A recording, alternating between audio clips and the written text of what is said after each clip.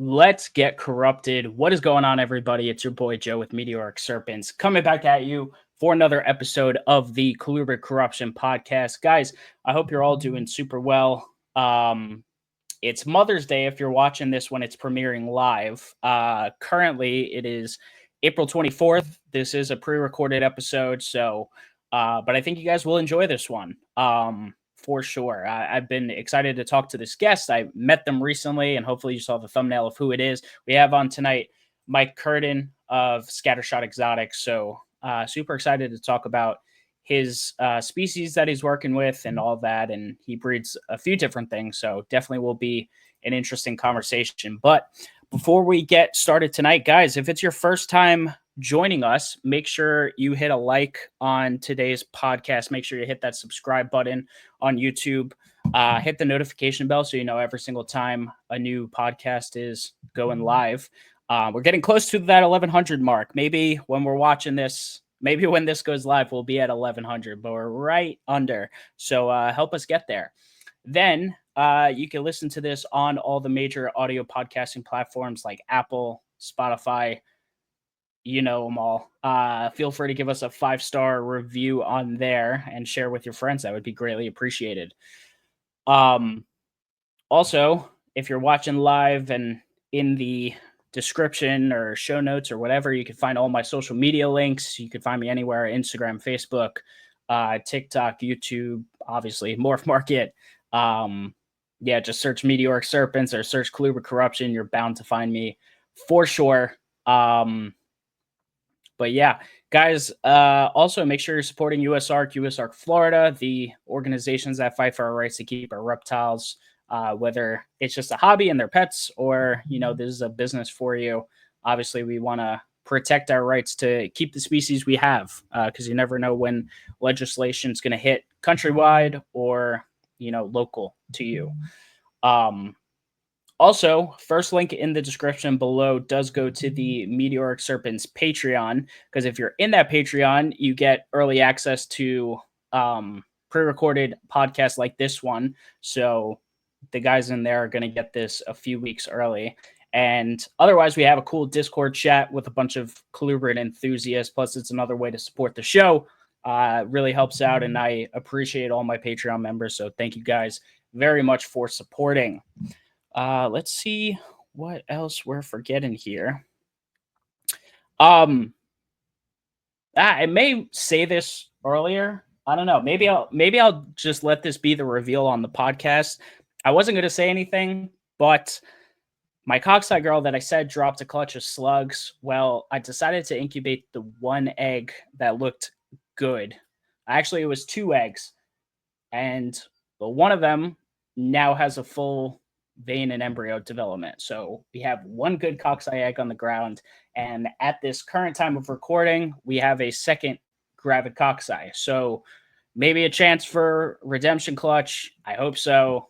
I hope that's the case, because that would be really cool if we could get a nice full batch of cockseye. If I'm looking right, the second girl has 4 eggs. So if we could get all, that's basically a full clutch worth of 5, which would be super cool. But yeah, and let's see. Otherwise, I think everything else breeding wise is going pretty slow this year, unfortunately. Just with the move and everything else. I'm maybe hoping for some late season Texas rats, but I'm not too confident in that. But it is what it is. But that's enough about me. We have our hashtag Clubruption Corruption of the week, which super cool to see this one. Got our friend Kristen over at Stygian Exotics with the really nice black copper rat snake. Really nice adult. I think these guys are super cool and underrated. I think the whole genus is. So yeah, just a real nice animal here. Look at that bold color. So yeah, super cool. Shout out Kristen. She was a guest on the show. Stygian Exotics. Go follow her. And yeah, guys, once again, if you want to potentially get featured, I do this once a week. Hashtag Colubrid Corruption on your Colubrid Instagram posts. Hold on. I think I just jacked up my audio here. Maybe I didn't. Give me one quick second. Or it may have been on my phone. Uh-oh, technical difficulties. Sorry about this, guys. Oh, no, I'm still good. All right. It was just on my phone. All right. Yeah, so that's that. All right. And, oh, one last thing before we get into it. Colubrid Fest, guys, September 12th to 14th in Fort Wayne, Indiana. I'm super excited this year. The guys over at CCR and the Show Me Reptiles show going down once again. Once again, September 12th to 14th. Make sure you're there. If you're a Colubrid enthusiast, you got to be there. I'm telling you, don't miss out this year for sure because it's going to be great. But that is all for intro stuff tonight. So let's not waste any more time and bring on our guest and welcome Mike. What's up, Mike? How are you? All right, Joe. How you doing? Pretty good, pretty good. Yeah, it was great to meet you a few weeks ago over at the White Plains Expo. I saw you were on the vendor list. I think you posted about it, so I was like, "Oh, I'm gonna get a chance to talk to him," because I this episode was a long time coming. I asked you a while ago, and um, I know the time wasn't right at the time, which is totally cool. But Oh, glad we got to get you on. time is never right. My life has been kind of insane. It's been so crazy. I've actually kind of taken a year off of breeding this year. This past season, it's been just too busy. Yeah, And obviously we're here. We're going to be talking about dry marcon, right? And um, one thing about working with Crebos is if you don't have like if you don't have the extra time, don't breed them. Because I mean the babies, you're cleaning, watering, feeding. It's constant. yeah, So just like didn't really have the bandwidth. I got out into the field, did a little bit of herping today. I just need a mental health day.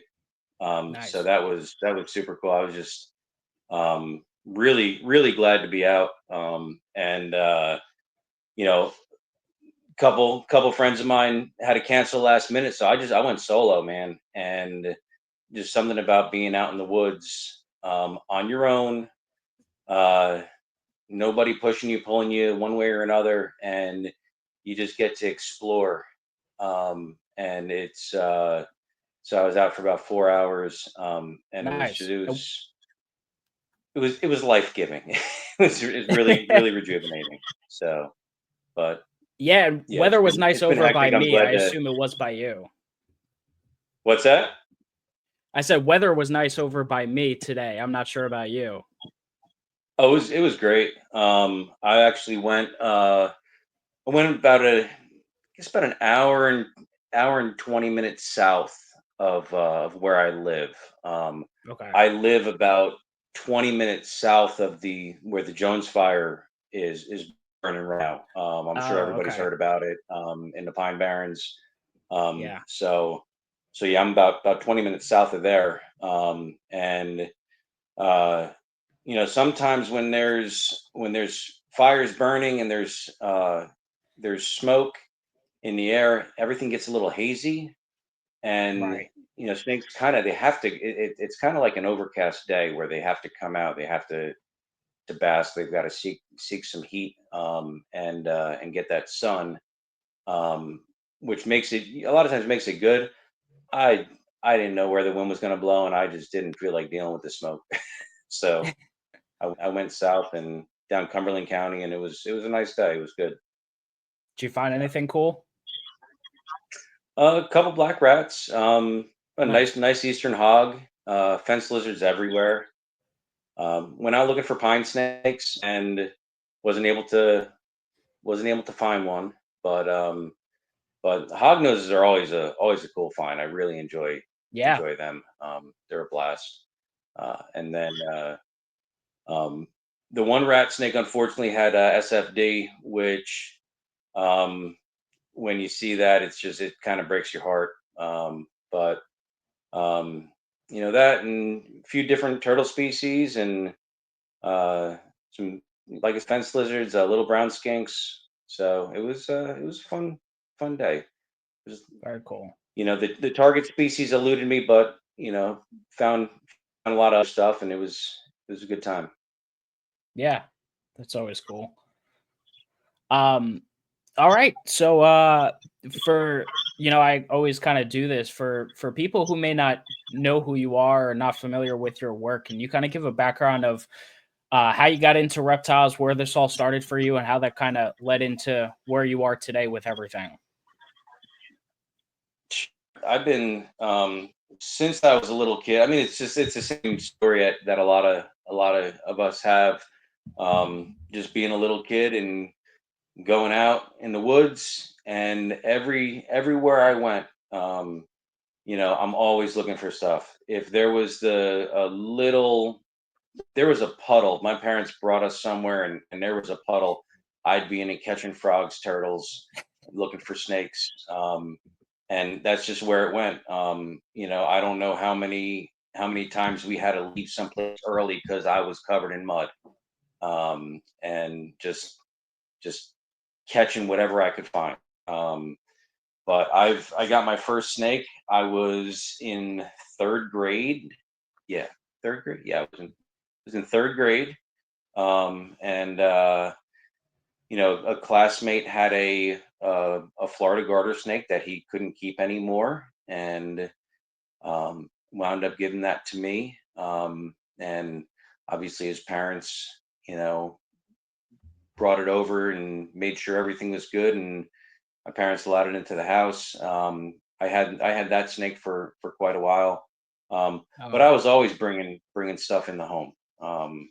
Whatever, you know, my parents were always being surprised, what the new thing in the basement was. yeah. But got into reptiles early, and I've stayed into them. It's there's been very few times in my life where I wasn't keeping some type of reptile. And from that one garter snake, my first constrictor was a reticulated python, Okay. which I think I was 16 or 17, and I got that because the people at the pet store wouldn't sell me a carpet python, which is what I wanted. Uh, And they told me carpet pythons were mean, and they wouldn't sell me a carpet python because they're too mean. Um, so I left, and a friend of my brother's just had a clutch of reticulated pythons. Female was like all right. 24-foot monster, wild caught, Really? Sulawesi. And yeah, so that snake was probably 10 foot within the first year. Um, and I liked the big stuff. Then realized, well, you know what?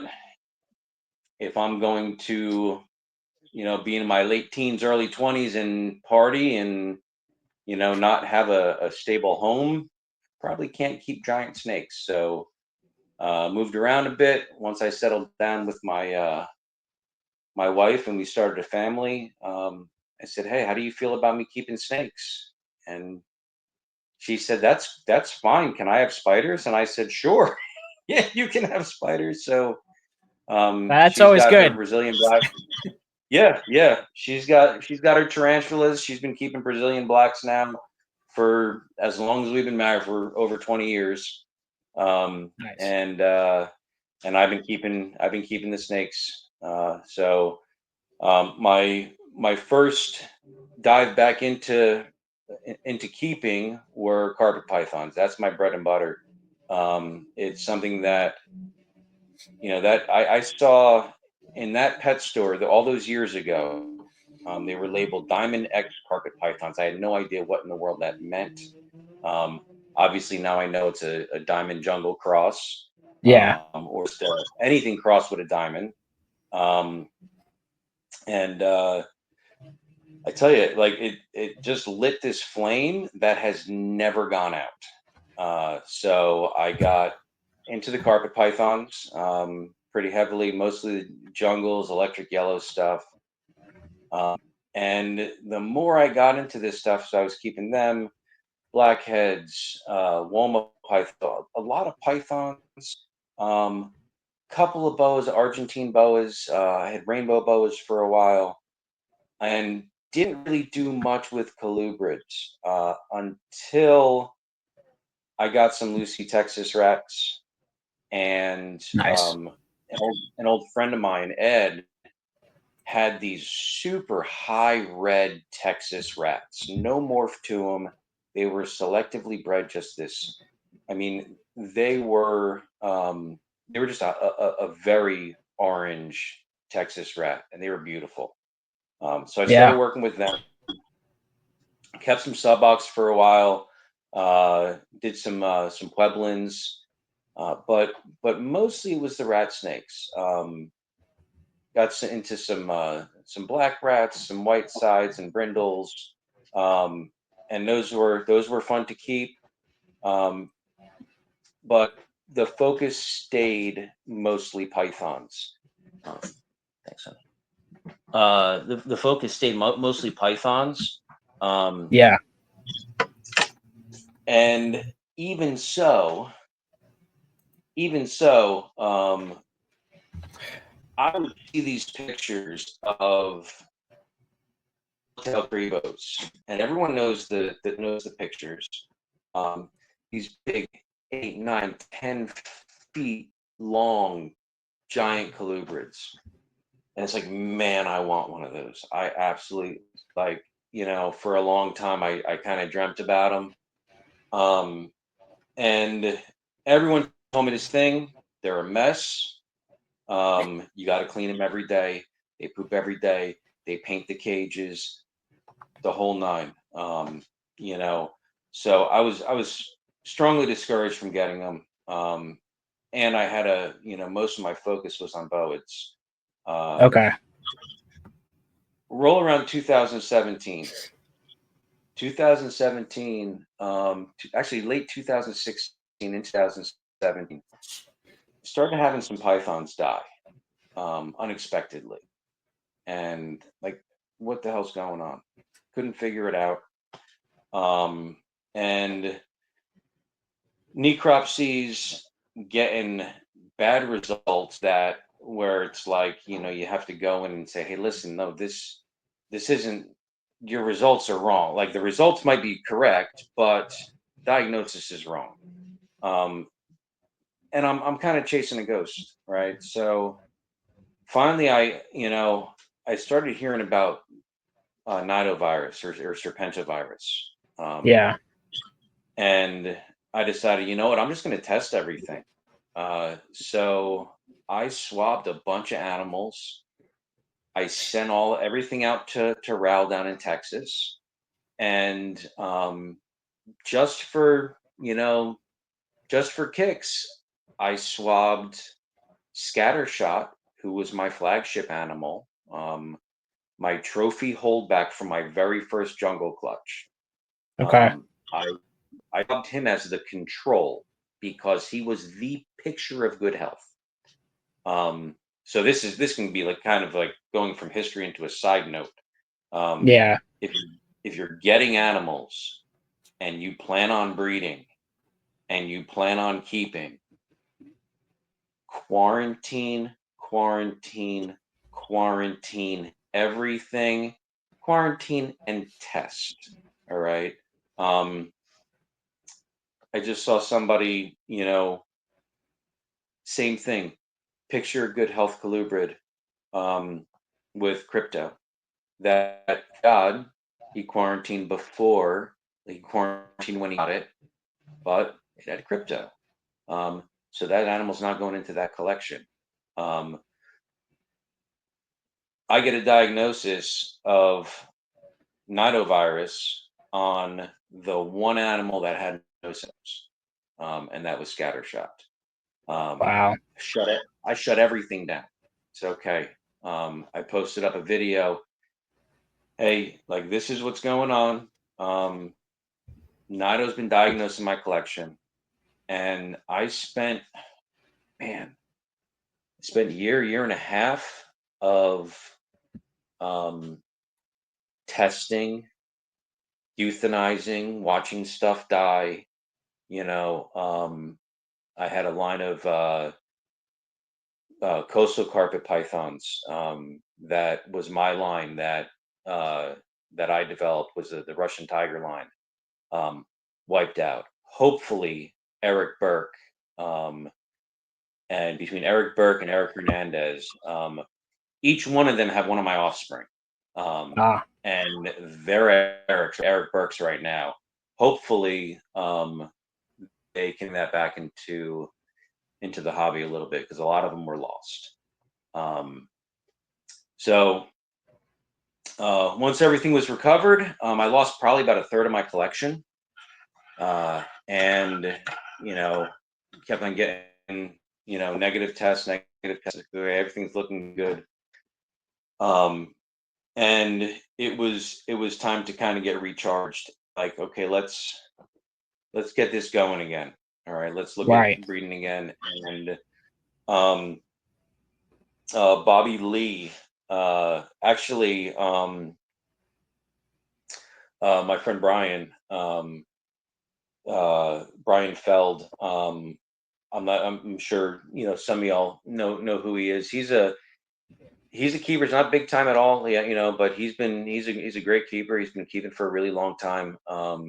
And he knew I was like getting ready to dip my toe into the drives, and he reached out to me. He said, "Hey," he said, "listen, Bobby Lee has a young, long-term captive yellowtail. Um, he says you should hit him up. You should check him out." So I reached out to Bobby, and sure enough, she was about 3 feet long, wild caught. Had been in Bobby's possession for a bit.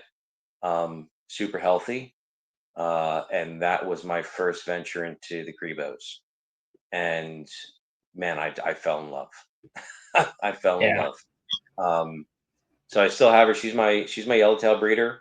Um, when you take her out of her enclosure, it is you're working with a wild snake.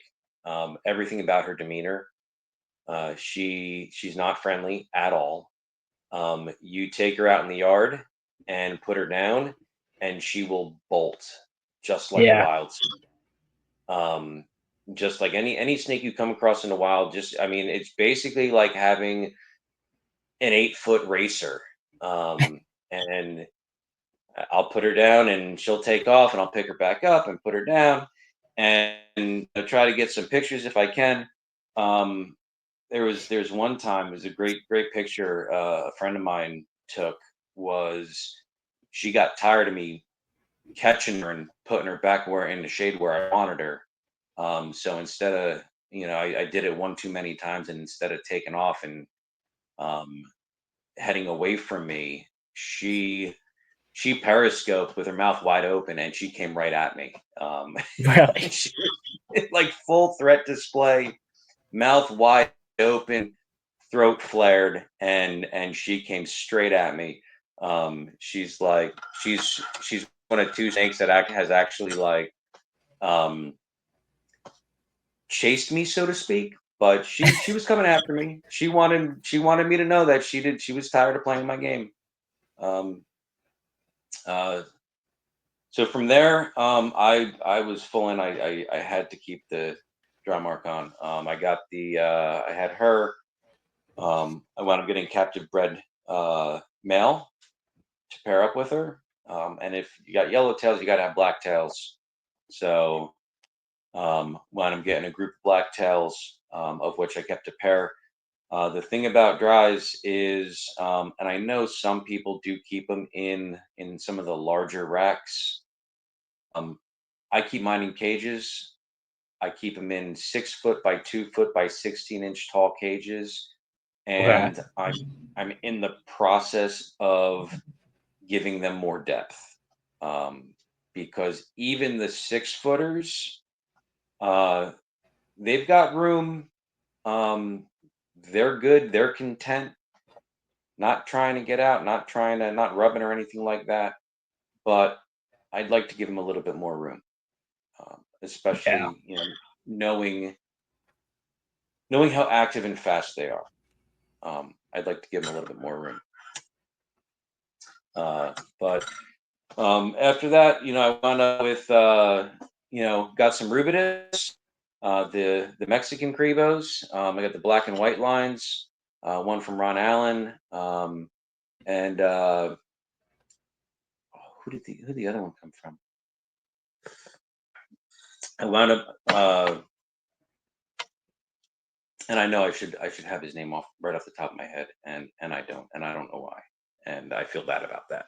But That's I wound fine. up with some Rubidas, so um, I'm really enjoying them as well, and ventured into the you know I think even before the Cribos were the Rhino rats.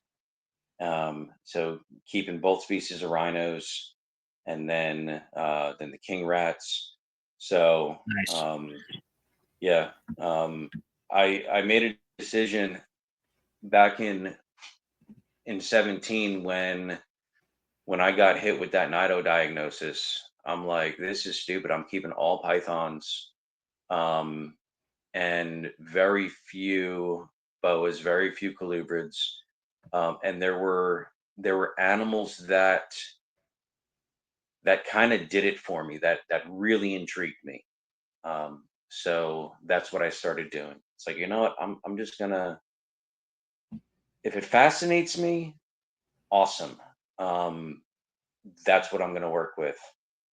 Yeah. And it's kind of ironic that um, I got into the albino Darwin carpet python project relatively early, um, and they didn't do it for me.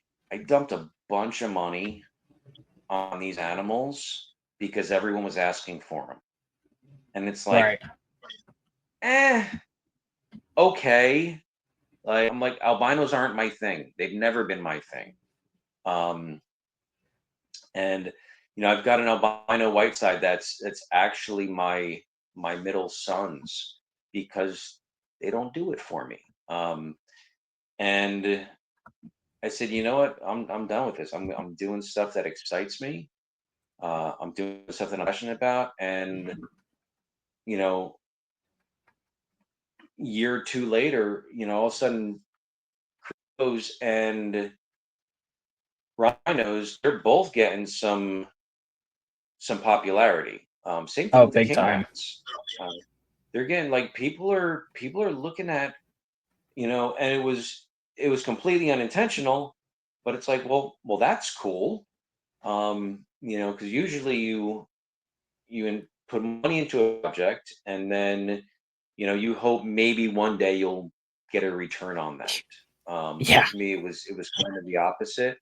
Um, but you know, it was kind of neat that I said, like, okay, you know what? I'm gonna do these, and I don't care what people say, because they fascinate me, and that's what I want to keep. Um, and then people start saying, "Wow, these are really cool."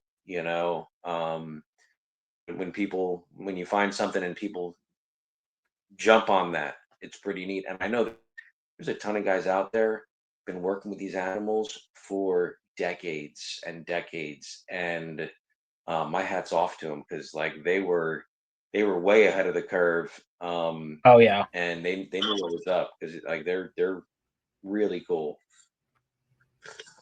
Yeah. I mean, honestly, you hit the nail on the head. It's like you got to keep what you like. I had an episode with Clint a few weeks ago where we were just talking about things as a business, but like I see so many people do well that aren't like in it for the money. They just breed and keep stuff they Mhm. like, and there are people that just kill it with their respective species because they love them and they make high quality animals and they post them and sell them because people want them, and that's what it Yeah, comes down to, you know?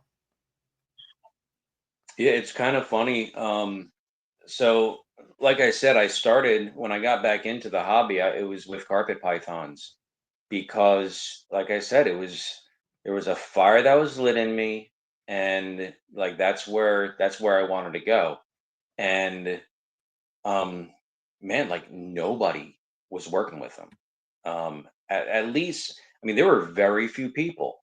Uh, you had Will Leary with Reptilicus, Andrew Hare, Nick Mutton. Um, you got some of these guys that have been doing this for a long time. Um, they knew what was up with carpet pythons. Now Right. it's kind of funny. Like I go to these shows, I go to these expos, and man, so many people come up to my tables.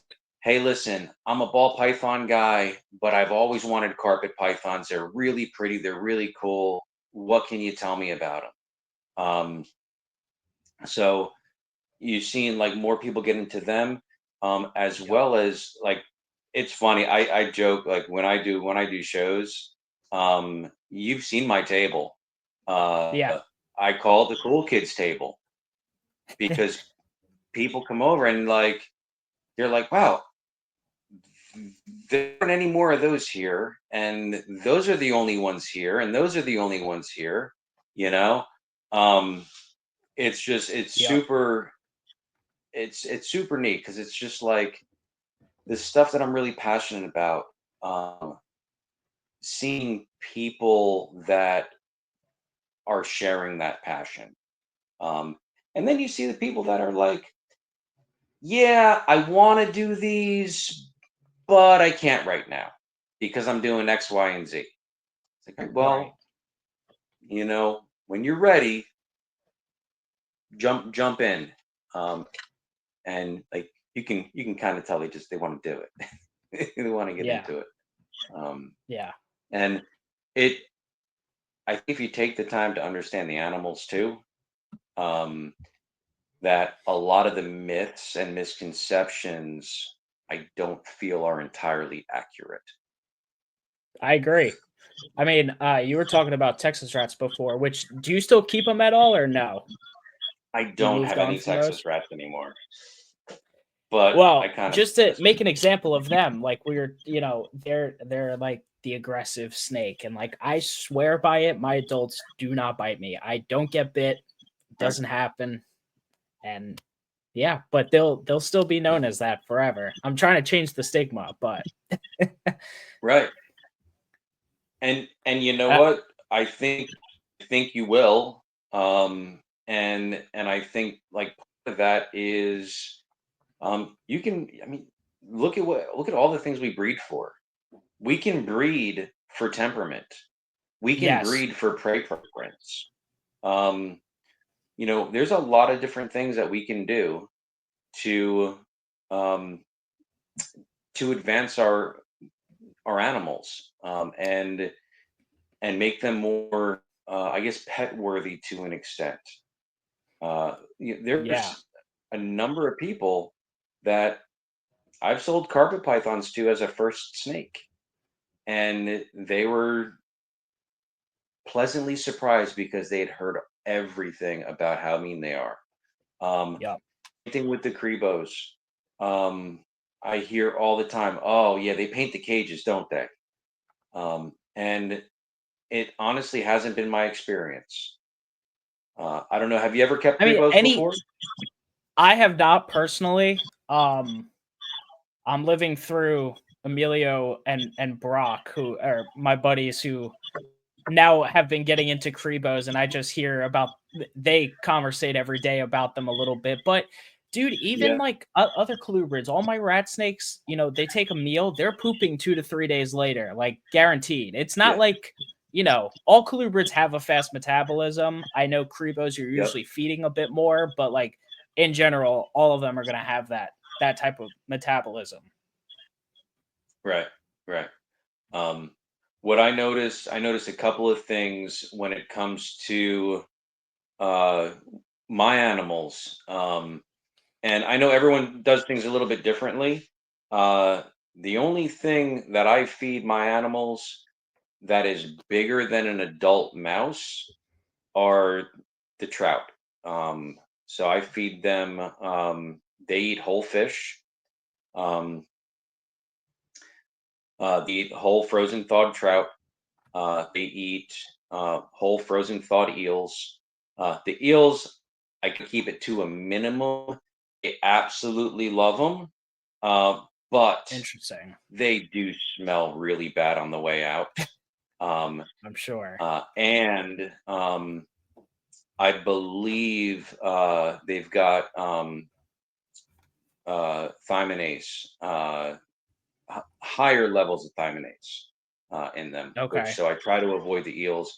Um, Small amounts is tolerable, but primarily my animals are eating. They're eating chicks. They're eating adult mice. I don't feed them rats. I know there's keepers and breeders out there that they're rats, even medium to large rats.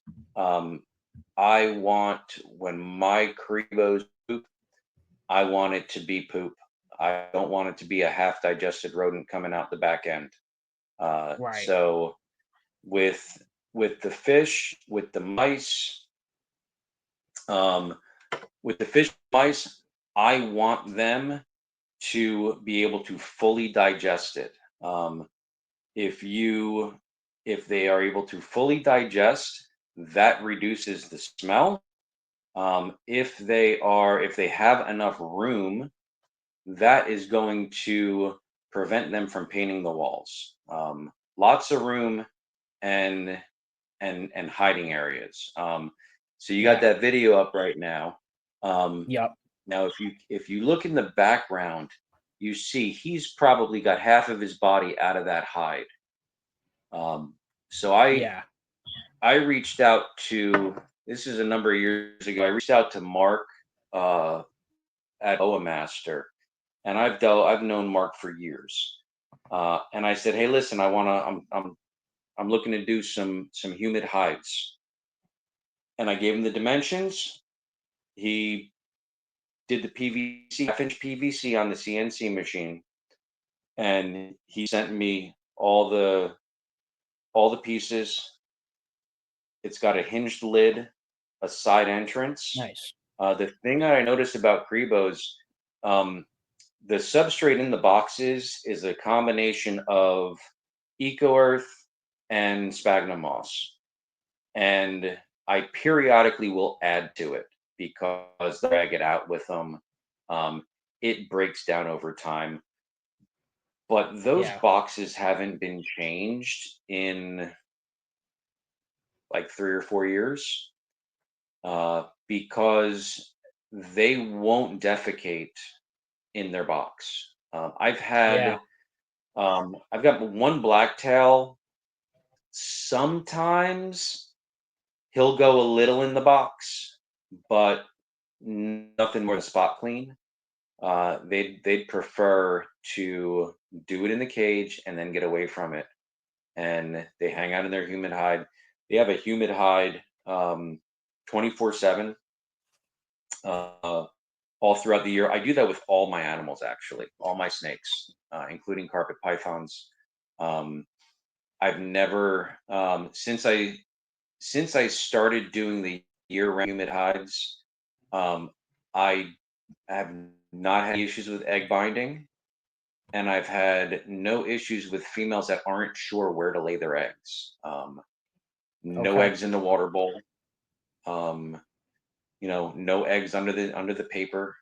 Everything goes. They know exactly. It's where they live. It's where they live. The humidity is right. Temperature's right.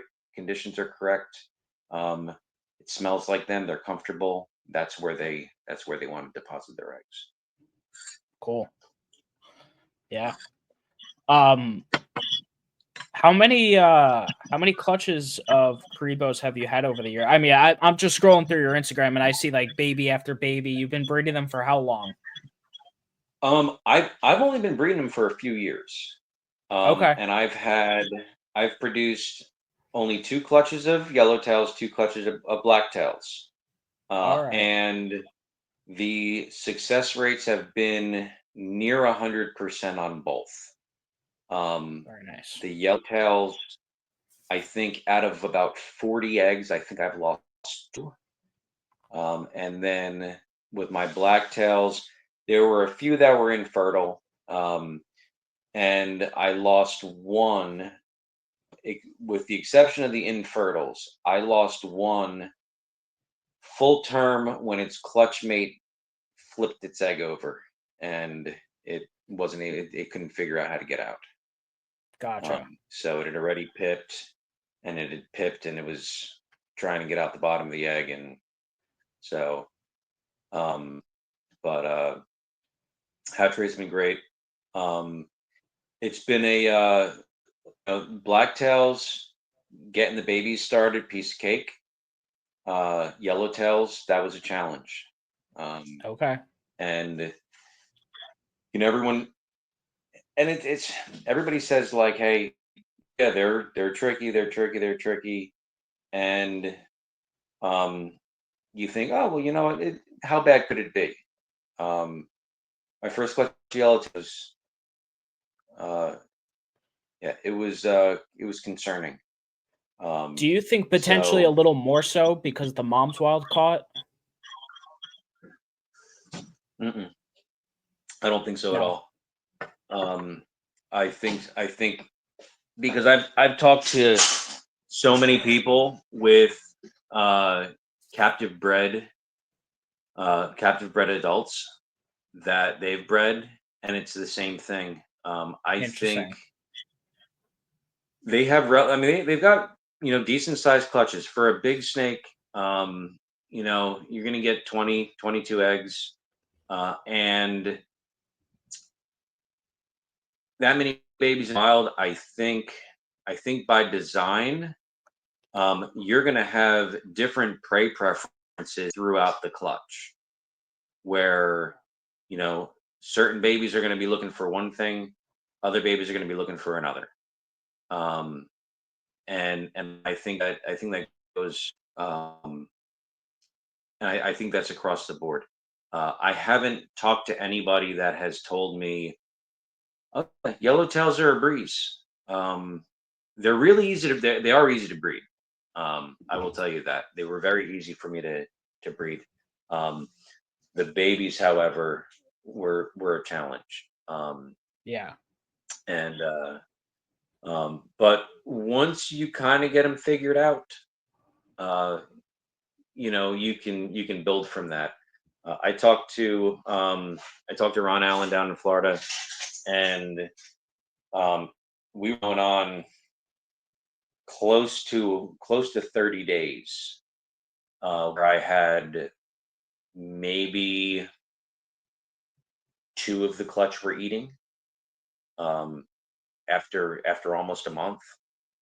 And Okay. he told me, he's like, listen, like, um, you're gonna have to, if you can't get it figured out, you're gonna have to start assisting, because they will crash. I was gonna say, are they And that quick to die? Because I know they hatch a decent size. they do hatch a decent size, but they need sustenance. I mean, they're born with that same fast metabolism. True. So when those yolk stores are depleted, they need some food. And the problem is, if they don't recognize what you're giving them as food, they'll starve themselves. Um, I have lost. I've had a few crash on me. It hasn't been terrible, but this is why, when we started talking, I said, yeah, I've been super busy, um, and that's one of the reasons that if I'm going to breed anything, it's not going to be them, because you got to be there for the babies, Yeah. right? Um, and I'm a firm believer in, um, if you cannot give these animals that we keep what they need to thrive, you have no business breeding them. Yeah. And so I'm just kind of like, okay, well, this season of life, I don't think I can give them what they need. Um, with my that first yellowtail clutch, one of the things I did was I got a wholesale litter of Nerodia, Nerodia babies, and worst come to worst, I've got you know frog legs. So trying to scent with frog legs, trying to feed frog legs. Um, I had stillborn rhino rats, couple dead in the egg rhino rats, uh, dead in the egg carpet pythons. So just trying to get that figured out. The best thing that I have found for them is now I have a dedicated room for all my animals, um, and if I'm not in here, it's quiet. But it wasn't quiet enough for them, so I papered the front of their racks, and I started offering fish, silver sides, overnight, on little dishes, and that's what it finally took. Just papered, they can't see anything, so just a dark rack, and sure enough, they all started eating. Interesting. And so that was the best method that I have found.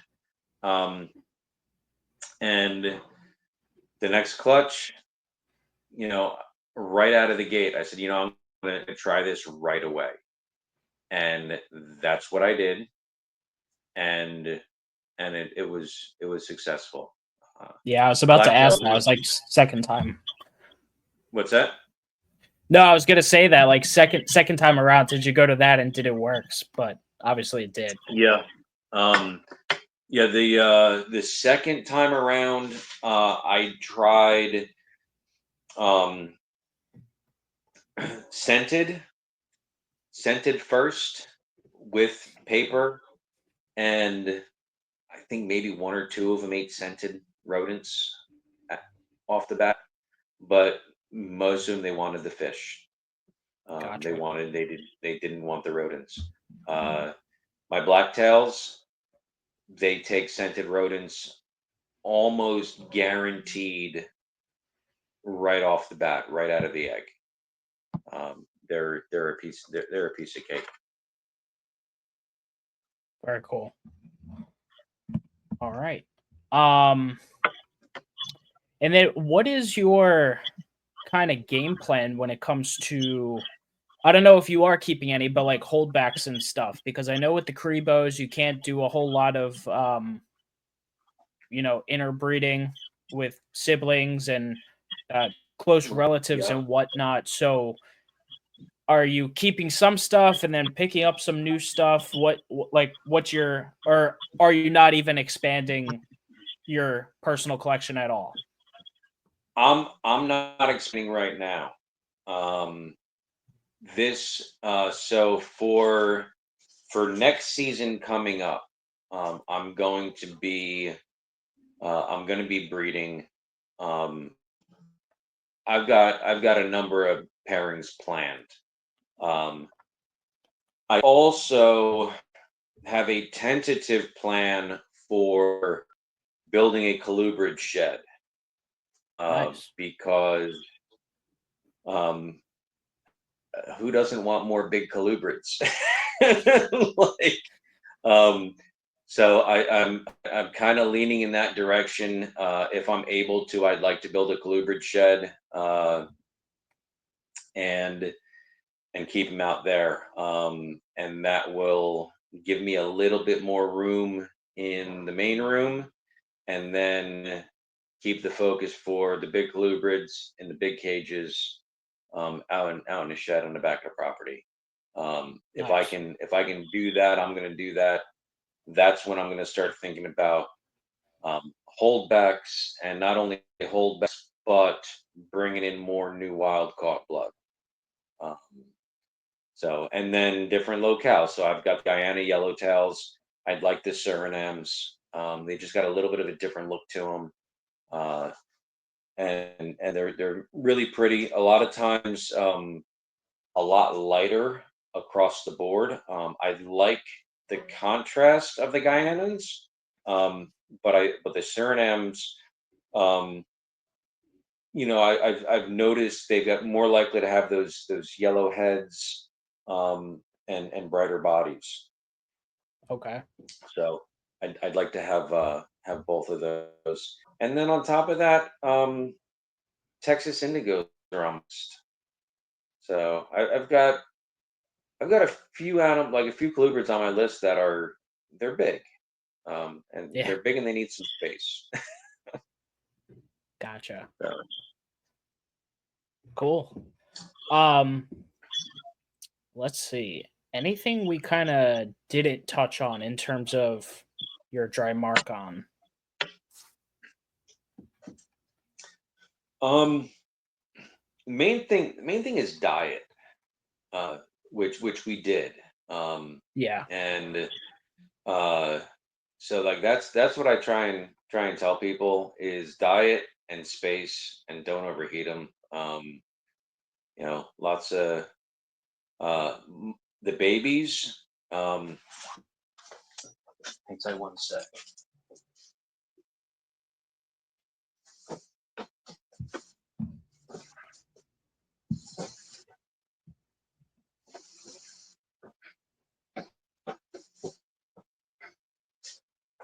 So I started using these for all my babies. So they're just Okay. 3D printed hides. And so not only do the adults get the humid hides, these are for the babies also. One thing about dries, if you keep them too dry, they don't have enough access to humidity during shed cycles, they're going to retain sheds. Uh, so and I've noticed that especially with babies, where they need you can't have them. You don't want their whole enclosure to be moist, Yeah. but they do need that humidity. Unless you plan on going in there and misting them down, a couple times a day, or soaking them every time they go into a shed. And you're going to do that with 20 babies. The humid hides have been really helpful, uh, across the board. Where Yeah. I just got to make sure they're moist, and they spend most of the time in the hides. It's also really helpful getting them started. Um, with some other species, like with the carpet pythons, for example, babies, I start them in 6 quart tubs, 6 quart tubs with a water bowl, and Yep. they're fine. They're all eating great within a month. No issues.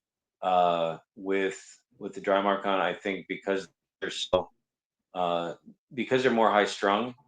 I think they benefit greatly from a little bit more security, especially with the yellowtails, blacktails too, but especially the yellowtails. Yeah. Cool. And those little boxes, what are those fitting into? Into 6 quarts or like V18s too, I assume? Yeah, yeah, 6 quarts or 18s. Nice. Um, Yeah, that's cool. I yeah. like that. So, and I think it's like J5 geckos, or it's actually a leopard gecko breeder that makes all them. Um, Oh, okay. yeah. So I saw him. I was like, hey, I reached out to him. I said, I want to get some of these, but I need them smaller than what you make. And uh, um, I gave him the size, and you know, he wound up. I think I wound up just buying 50 of them. Um, Nice. 50 or 60 of them, so I can have all my babies. I don't plan on doing more than 40 or 50 drives in a year. Um, it's with other species that's kind of crazy, to Yeah. do like that many animals. Um, but uh, yeah, they've been really helpful. Nice. Cool. All right. And of course, I got to talk about one of my favorites a little bit, your rhino rats. I know you've Yeah. been having good success with the rhinos. I see all the caging back there. I know you keep your carpets back there. I know you keep your dries in cages. What's your go-to for the rhinos? Rhinos. I try to keep most of my stuff pretty simple. All right. Okay. So I could definitely go a heck of a lot more elaborate, but this is my Rhino setup. It's pretty basic, decent sized water bowl. Got a huge. This is one of the Heinenense.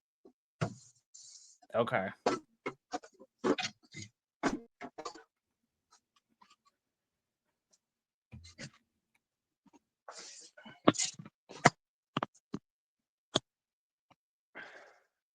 So yeah, this is it's my female Heinenense, and probably not going to be ready. Gonna go with that tail.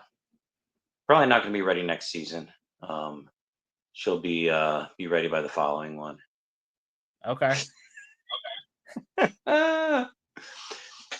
It's funny because like I talk to people about rhinos, and usually I'll have our big adult male as kind of like the ambassador, where people can come over, check him out, and he's just super chill. It's really funny that the one that I decide to pick out and whose cage I go into wants to bite me in the face. She's like, but she's cool. And what size But yeah, cage was I that? keep it 2 by 2 by 2. Okay. So my adult, I keep them individually. Now, Owen from Rogue Reptiles, he's got a trio that he keeps in a really pretty large. It's a corner setup, and it's got to be like 4 by 4 by 4. Oh, And he keeps interesting. a trio. Um, Keeps them in there year round. They he's got the basking lights during the day, just like I do in the summertime. And wintertime just turns the heat off. They have no heat. And that's enough for where they don't have to get super cold, but they get chilly enough to where he's had very good success doing it that way. Nice.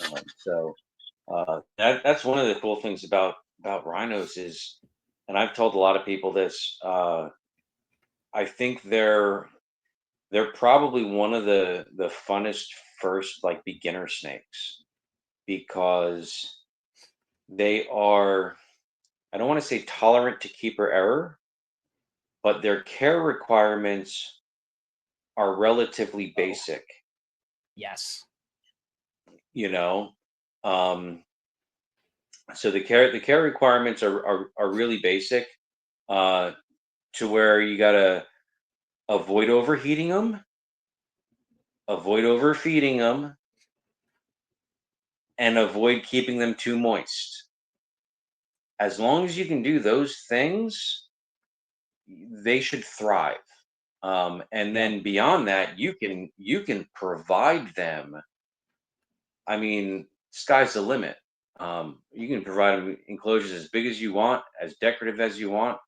Uh, just make sure that they can, um, that you're not pounding them with food, and that you don't have a steamy tropical rainforest, Yeah.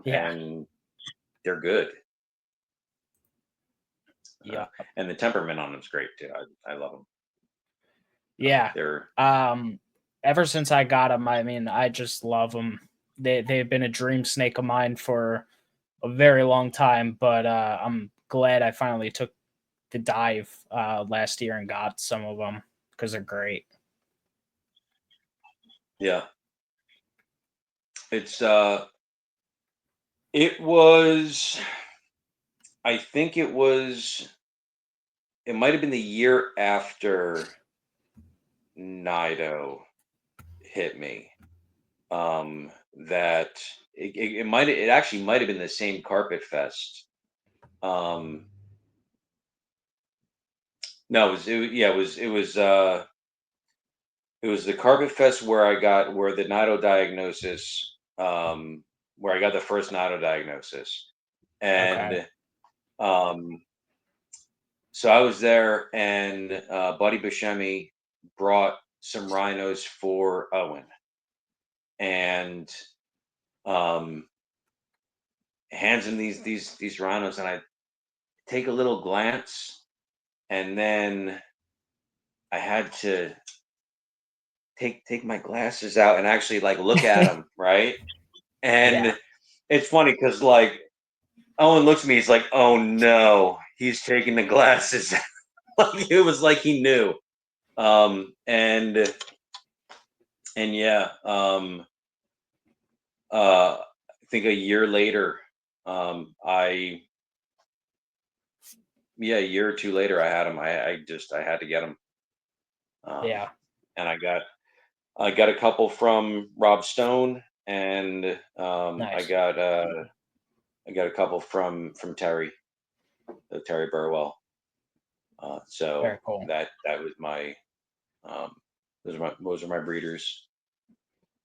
Nice. Yeah, And I the one my adult female came from I bought it from someone else, but Terry produced it. Um, okay, which is cool. yeah, that's so they were also fun to get started and to learn how to raise the babies and all Yeah, that. because that's another species that's hard. You need a little bit of dedication there. Yeah, If oh you want yeah, to kind of tell about your experience, how it's been. I assume you're using fish to get them started. sometimes. Okay. Um, so uh, rhino rat babies love tadpoles. They love them, which is fine, provided that you treat them before feeding. I mean, you have to do a 30-day anti-parasitic before Okay. you treat them. Um, the first time I offered tadpoles to my baby rhinos, I didn't do that. I had a few holdouts that just would not eat, wouldn't take fish, and it's like, you know what, man? Um, I said, I'm going to, I'll bite the bullet. Now I heard about this from Terry. I'm gonna bite the bullet. Let's try some tadpoles, and um, yeah, uh, they eat them great, but then you're gonna deal with nematodes, and have to remove a couple of nematodes. Um, Okay. once they're removed, they're fine, but you don't want the headache. Um, I primarily use fish. Uh, I've had way better results with tadpoles if I can source them. Um, but the tadpoles, um, I use I think it's API Total Cure, um, Okay. and it's an aquarium antiparasitic. Yeah. I've used that, and when I've used that for 30 days prior to feeding, no issues whatsoever. And even stubborn babies, it gets going. You know, I tell you, like, um, the difference between fish and tadpoles is night and day. As far as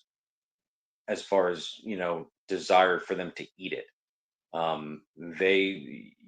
You put tadpoles in a water bowl for them, they will gorge themselves. Interesting. ridiculously. But you just gotta, there was some trial and error there. And it's not always a safe alternative to the rosy reds. Uh, and the way I do it is, a lot of times I'll take the water bowls out for like the night before. So I'll remove all the water bowls, and um, I give them about 12 to 24 hours. Sometimes I'll do it the following morning. Sometimes I'll do it the following evening. And when I put the water bowls back, um, it only has a little bit of fresh water and either a rosy red or a pink mouse, a frozen thawed red hot pink mouse. A lot of times, withholding water for that 12 to 24-hour period, you put that back in, they go looking for water and they say, "Hey, wow, there's food here." um, Mm, and they wind up taking both. So I've gotten some babies started that way without needing fish or tadpoles. Um, if they won't do it that way, you add a fish to that, and that fish starts creating some movement, and they'll go and they'll get it. And that's been pretty helpful. gotcha. And then, once they're consistently on fish and pinks, then I stop offering the fish and I just put a pink in their water bowl. I Yeah. know um I know Terry has done some videos, and um that man, like, I don't know how he does it. Between the boiga and the rhinos, trying to get, like, so I've watched these videos of him holding them in one hand and holding a frozen thawed pink in the other until it strikes it enough times where it takes it. Like, man, I do not have that much time or that much. Like, people tell me I'm patient. I do not have that much patience. Yeah. Um, the Mike, hats off to him, because like that's I've tried it and it's like, yeah, kids are yelling for me and wife's yelling for me. It's like, yeah, this isn't happening right now. Yeah. So, um, with me, it works a lot better for me, using the water bowl method. That's Gotcha. helped. Um, and once they start though, like that's one of the things, like, between them and the Crebos, you know, yeah, they can be a kind of a pain in the butt to get going, but once they're going, they're good. Like, they're Bulletproof. golden. Yeah, Yeah. it is lock and load, no worries. Yeah. Yeah. I mean, even I have a small hatchling rhino from Justin Smith from, this past year, and it's still tiny, but like he got it on pinks and I'm feeding it tiny, tiny pinks. But guess what? Like that thing's past it's like a little frail stage. Now it takes Yep. Pinky right off tongs, and I'm like, okay, you're good. As small Yeah. as you are, you're good. You so before I switched the rhinos over to the humid hides like I did for everything else, you had put up a picture of a baby rhino with a pink next to it. Yeah, yeah. And that one actually did not survive. That was, I had a female get egg bound, and that was the one egg that she was able to pass. Ah, Um, and it went the distance and it pipped, did not make it out of the egg. I had to help it out of the egg. And it was, you've seen how small, how tiny baby rhinos are. yeah. Um, this thing half the size um, Normal. of a normal baby rhino. And I submit, like, what the heck am I gonna? So, I tried guppies. Rosy reds are too big for it. So it was pretty much, mosquito fish and guppies, and just trying to get it. So when my late mouse breeder that I was getting a lot of my live mice from, when I told her, I said, I need some really the smallest pink you have. And she shows me like day and a half old pinks, and she's like, yeah, they'll be fine. I'm like, trust me, they're not they're not okay. And I wound up, I think I took that picture for her to show her the the size of that tiny rhino, because she was talking Yeah. about getting into rhinos herself. Um, Okay. and I said, man, yeah, you get a runt from a rhino, and man, I don't. It's a tall order getting it to feed. Yeah. Gotcha. What about your adults? What's your methodology on feeding adults? Because I've heard a lot of people say like they feed relatively small meals on adults and Yep. keep them like slender. So what's your go-to? Yeah. So I'm gonna show you. Come here, Sonia. Come on. She wants food.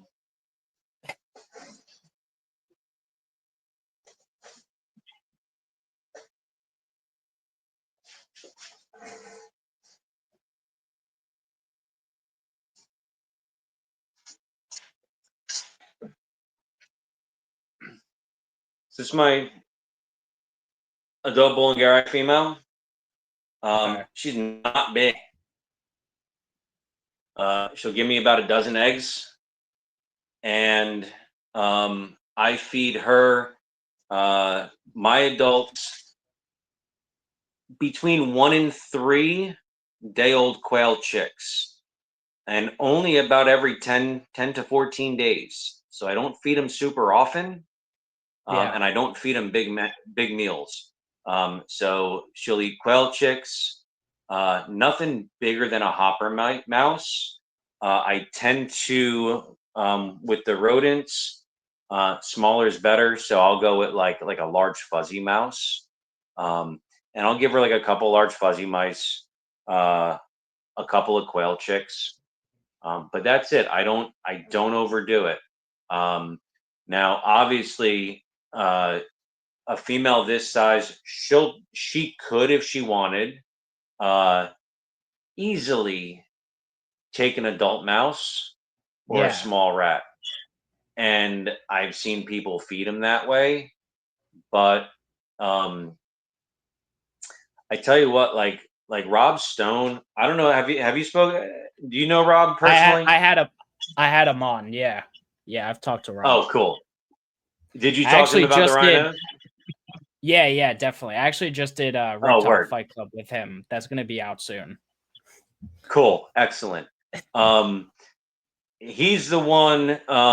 So it's funny because they're coming out to Herp the Pines in um, thinking that in this, well, another month or so. They're coming Nice. out here.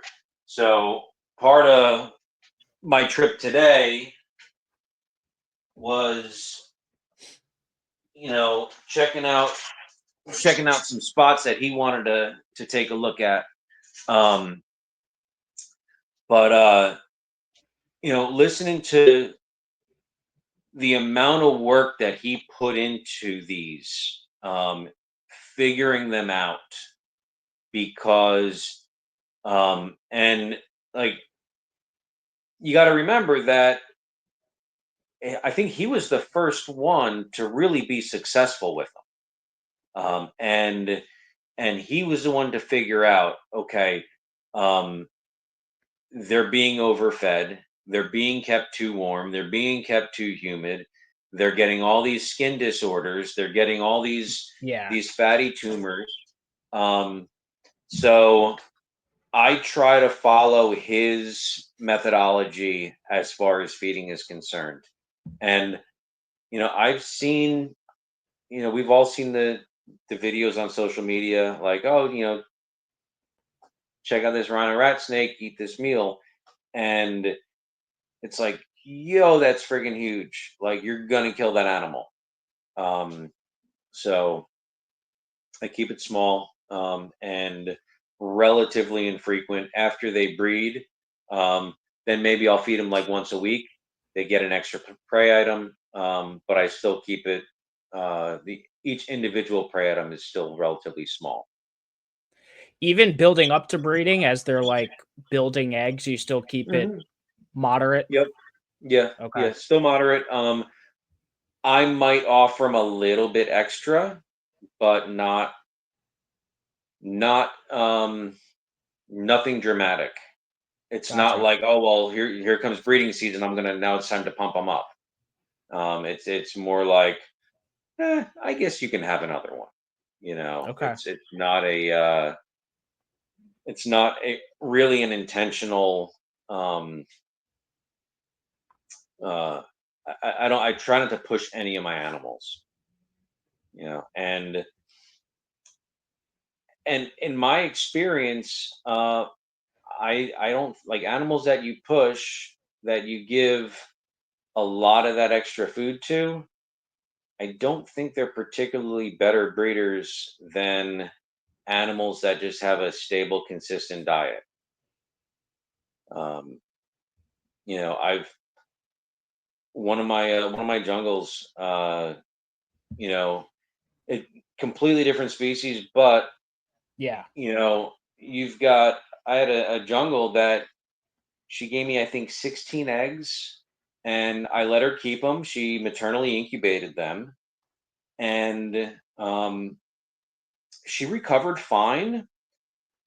But when the next season, which was last season, like rolled around, uh, and that was the 2024 season, I'm like, do I give her a season off, or I'm like, you know what? Let me pair her up, and we'll see what happens. If she takes, she takes. If she doesn't, she doesn't. Um, sure, and like I was questionable as far as her body weight. I thought it was pretty good. Maybe could have been a little bit better. She gave me 19 eggs and I think one slug. Okay. So they're built for this.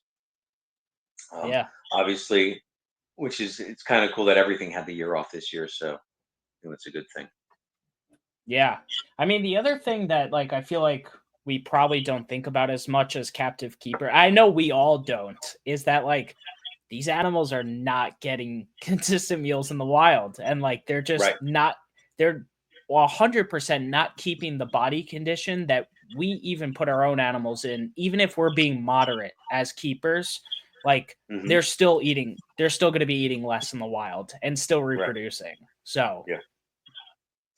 And I tell people a lot, where most snakes are overfed and underexercised, yeah. uh, and that's kind of the way it is. So, um, and people like you know the question. Well, how often do I feed?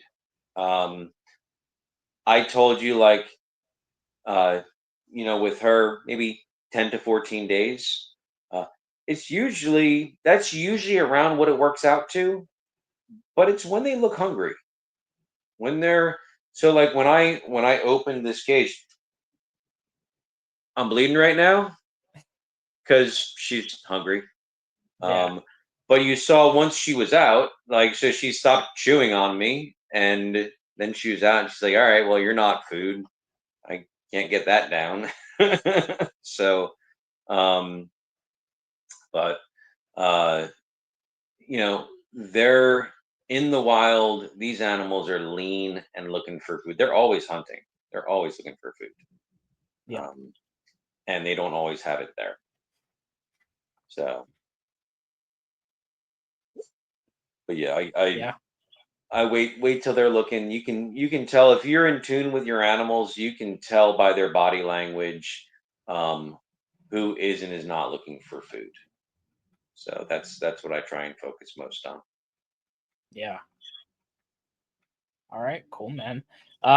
Moving on to the black rat snakes, because you still breed those pretty Yeah. regularly, right?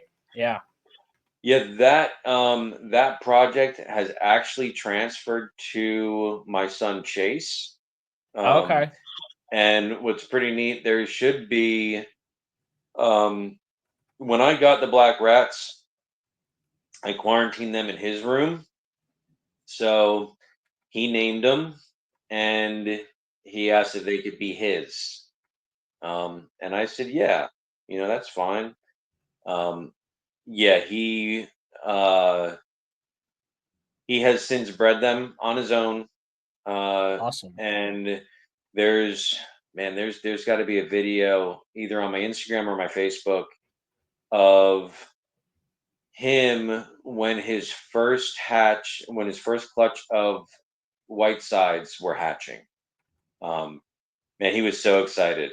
Like Yeah. he's How going old in was there he? and um was he 10? Oh, Maybe? okay. Yeah, Yeah. even at that young, I mean, man, you can't beat that. I hatched my first personal clutch at 17, and man, I was just so stoked. Like Yeah. I was just Yeah. so at 10 I could imagine. He's so Max, my two youngest sons are adopted. So Okay. I have a 22-year-old biological son, a 14-year-old adopted son, and a 12-year-old adopted son. And Max is the fisherman. He has taken to fishing 100%. He always wants to go fishing with me. Uh, Chase wants to be herping. He wants to be out in the field. Um, I let him. So he's 14 now, and last summer at 13, um, he got to work with his first timber. Okay. His uh, he is, and it's one of those things where everything has to line up perfectly, right? And I didn't think that was going to be the first venomous reptile that he worked with, but Right. everything kind of fell into place between him and the animal, right? To where under supervision he was able to do that. Um, it was fantastic. So we were out of state visiting some friends, doing some herping out there, and everything just lined up right. But from the time he's little, like there's so many videos of him. Um, Frenchie, I told you about Frenchie, the Crebo, the wild caught Crebo. Yeah. Um, she she's no joke. He works with he's got the touch when it comes to these reptiles, where he can work with her beautifully. Um, That's awesome. and there's pictures also of him with he's got a an ocelot carpet python named Sweetie, and I think he was 8 when she hatched, and he's like, Daddy, can she be mine? So well, you keep your grades up and you keep doing like so he was always had a little bit of a struggle in school. You keep doing what you have to do in school, right? And at the end of the year, she can be yours. And sure enough, he worked his butt off.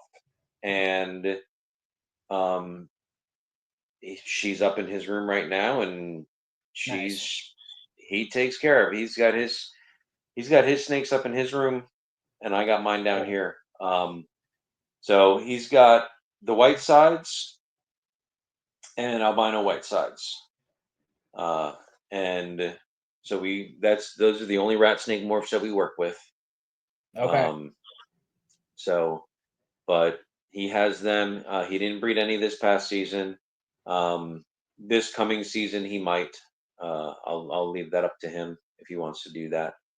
Yeah. So, but yeah, we still work with the black rats, Nice. and that's another fun species. It's and it's fun being able to see them in the wild as well. Um, you know, I feel like going out herping, seeing stuff out there, out in the field, it teaches you volumes. It teaches so much about behavior that you don't learn keeping them in a box. You just Yeah, you just can't. definitely. Um, I would also say like uh, just my leap into the Cribos has it's taught me a lot, um, because like and multiple species, not just the Cribos, but I mean that's a part of it, because like, okay, well, what happens if I apply this theory or this practice to another species? Will it Yep. work similarly? Um, the carpet python that I just mentioned that you know had decent body weight and gave me like 19 eggs. Uh, all she eats is birds. That's it. She doesn't eat Okay. rodents. And I remember coming up and everyone, don't feed them chicks or chickens. Like, you want to get them on rats. You want to get them on rats. You want to get them on rats. Well, my friend Pete Lombardi, uh, he called me up after a White Plains show because I had her on display, and he's like, "What are you feeding that female? Like, is she in jumbo rats or what?" And I said, "No." I'm like, "She eats birds. That's all she freaking eats." And he's like, Yeah. "You got to be kidding me." So we talked a while, and he had one that was she's got a jungle that she just doesn't put on a lot of weight. Not a problem feeder. She just doesn't put on the weight. And he's like, I'm thinking about, just to kind of grow her up, get her a little bit bigger, get some size on her. Um, Maybe that'll help. But I think there's something about thorough digestion where, after keeping dry mark on for a couple of years, I started like everything. When you see like a 9 foot Argentine boa eat a couple of large mice, it's kind of funny because they eat them like potato chips. Right. Um, but I'll give them small meals. I will vary on size, frequency, and type of prey.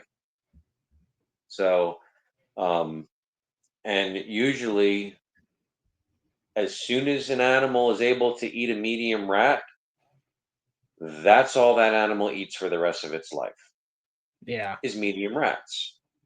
But the reality is that doesn't happen in the wild. Yep. You know, this is watching uh, this episode of Planet Earth: lions catching cormorants, catching birds, and eating bird. Like, that's the way nature works, man. Yeah. Um, so uh, yeah, I'll vary everything. Yeah, and just going back to what you're saying, I think that's the beauty of keeping different species is you get to learn Yeah, so much, see so many different behaviors, and then you eventually notice some stuff overlaps between certain species. And you're like, oh, okay, that works for them. It also works for them. Um, and I have quite a few different things here, and it's real interesting to kind of learn all those behaviors and, you know, roll with them. yeah, yeah. I agree. And it's funny. My buddy Scott from Boss Hogs has the "I have no balls" stickers. Yeah. Um, And so like, all we like to poke fun at the ball python guys, right? Yeah. And to an extent. But And I even have a with few here, and I still do. I have no balls. My youngest has a ball python. He has one ball python. Um, and she's a pet and we love her, and that's awesome. I just like for me, um, I don't I've had a couple in the past, but they didn't really do it for me. However, if I did decide to get ball pythons again, I would keep them in cages. I would keep them in cages, and they would have room to climb, plenty of room to bask, and I would keep them completely different than I kept them in the past. Yeah. And um, I truly believe that uh, they could thrive doing that. And it's keeping a variety of species. I think you gain the ability to really pay attention to your animals and give them what they need. Um, Yeah. so When it comes to ball pythons, kind of like what you said before, I think they've been so captive bred and behaviorally conditioned to rack systems that I think that's why not all ball pythons would do well in a big cage. I think some may if you give it to them and fit their needs properly. But I think like I mean, at least for the ones I've seen, if you put a small ball python in too big of a rack, it's just not going to eat. mm, uh, so my son Max's ball python. It is some kind. I don't know if it is a some kind of Mojave. I think. Okay. Um, so I don't even remember. My friend Ron produced her, and she is in a cage. She's still young, so she's in a one of the PM herps, uh, two uh, 2 by 1 by 1 cage, right? Yeah. So she's 2 feet long, foot deep, so it's about the size of a 10-gallon tank with a front opening. Yeah. She's got a basking light, and she's got a nice piece of grapevine that she can climb up on and bask. And she's got her water bowl, and she absolutely thrives. Nice. Absolutely, you never see her like even when you take her out, she doesn't ball up. She just wants to explore. She's used to seeing so that she's constantly seeing people. Um, anytime somebody's in the room, she's seeing people around her constantly.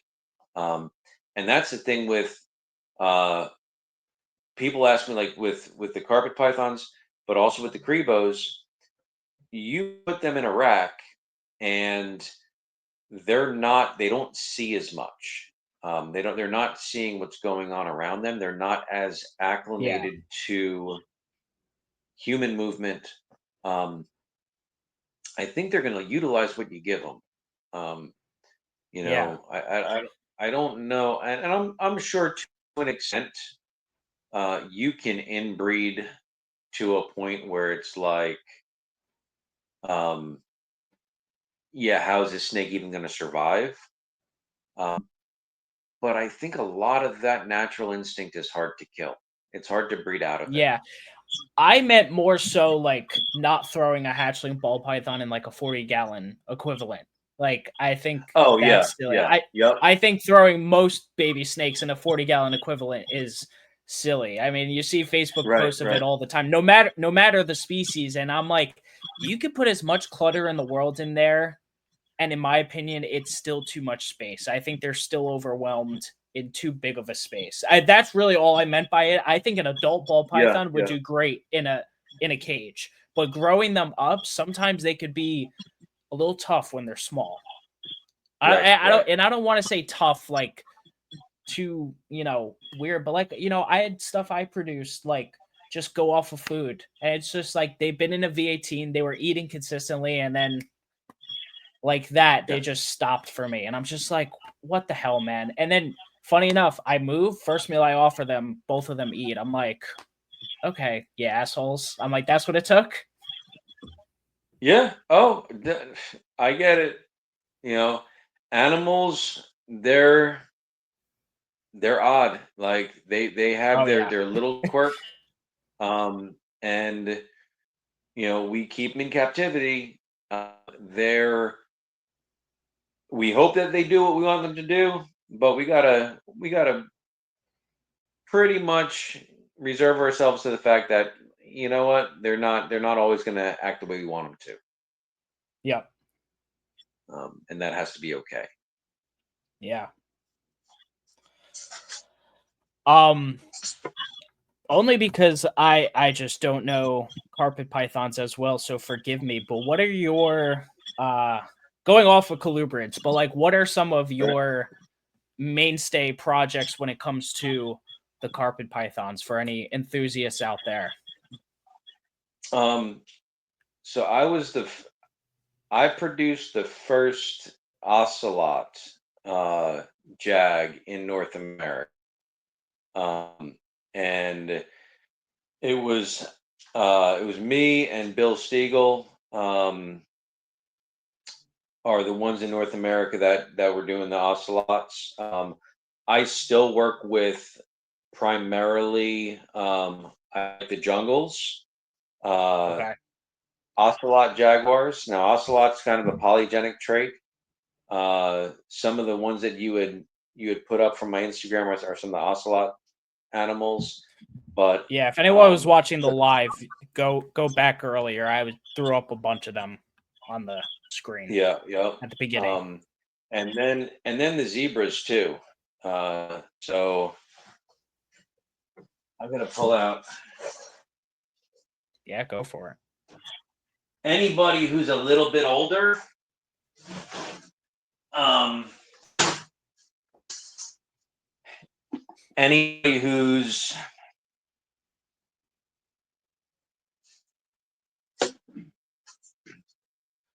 so I apologize, but he's pretty dull right now because he's actually in shed. Okay. So this is him in shed. Um, his name's Clockwork. If you Nice. look at his eyes, he looks like he's got eyelashes. This is just a Interesting. pure zebra jungle. Um, it doesn't have anything in it except for the zebra gene. So it's a single gene animal. Wow. Chill out, dude. What are you doing? Yeah, he's a single gene animal. Um, and he is probably the best zebra I've seen.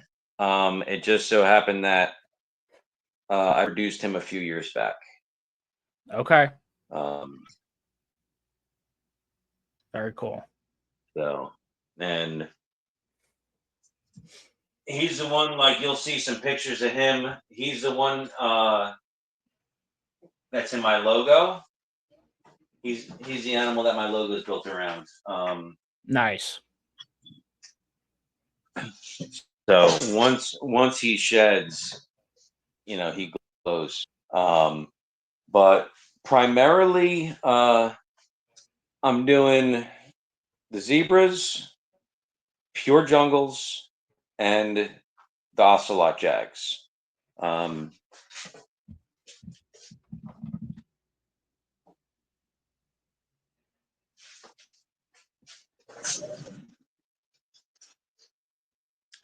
and this is one of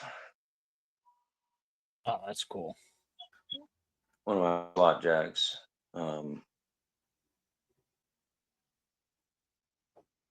So, and that was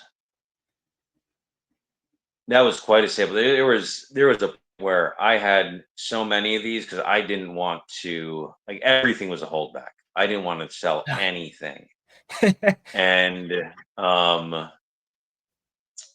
so this past season I produced an ocelot zebra jag. And I'm like, man, do I keep her or do I sell her? And I decided, like, I had a wait list. So I offered her to her Instagram is Prada Predators, I believe. Um, and she just put a reel up of this zebra ocelot jag, and I'm like, why did I do that? Because I mean, it's Let's see definitely if an I can animal I find should have it. kept.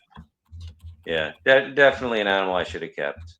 Um, uh, and that's one of the challenges, obviously, of when you get into multiple species, is you Oh have to be a man. lot more selective as far as holdbacks are concerned. What do you keep? Yeah. What don't you keep? Um, and uh, Talking about this animal, right?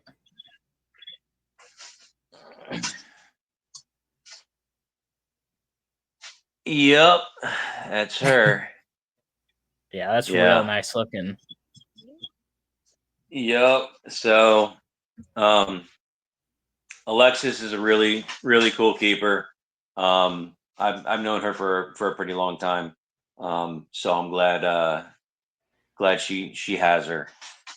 Nice. And um, before she even posted anything, she sent me a message, gave me a heads up. Hey, I'm gonna put up the kids that I got from you. Um, I'm gonna put some reels up. I'll tag you. Okay, cool. So um, it's neat that I know where they are. Yeah, And I told her, definitely. I said, listen, you decide down the road, you're getting out, you're changing direction, whatever. Um, all I ask is that you offer her back to me first, uh, so I have the opportunity to buy her back. Um, Yeah. and uh, with certain people, you can do that with. Certain people, you just you sell something and Right. it's gone. Um, but Here's a interesting question for you. Because you were the first in North America to produce some of those animals you mentioned, do you feel a pressure on you to keep it going or keep it like progressing? no, no, I really don't. Um, and uh, Because technically just before you start, like you could sell them all as high-end pets and no one ever breeds them ever and then they're gone. And if you get right, out, right. they're gone forever. So that's why like that stuff comes to my head, about like just like losing stuff within the hobby. If that makes sense. You, you know what's interesting though, right? Is I've sold some high end ocelot stuff. Now, so back in 2000, I think it was 2006, was when I bought a 50-50 jungle coastal jaguar from Jay McClear. And I spent $2,200 on it because they were the only ones in the country. He was the first one that had you know had plugged jungles into the Jaguar project because Jaguar was a coastal mutation. So he was the first one to plug those in. I spent $2,200 on that animal. Now here we are. it's almost 20 years later, and I'm still selling the offspring for about $1,000 a piece, Wow. um, which is insane when you're talking about a genetic mutation.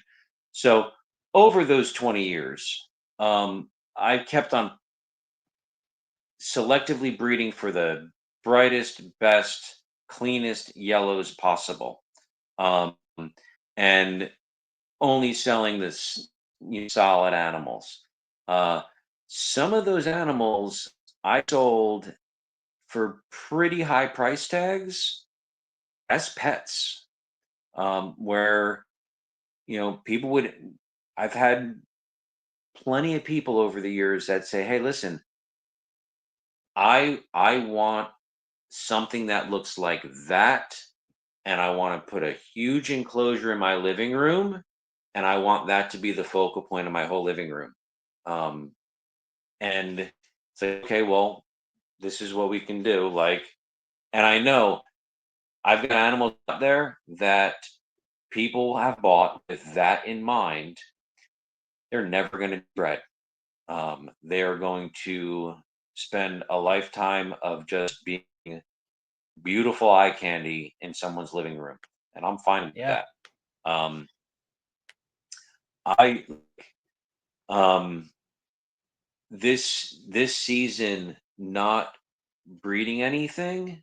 Well, okay, so I kind of didn't breed anything, but I kind of maybe did a little bit.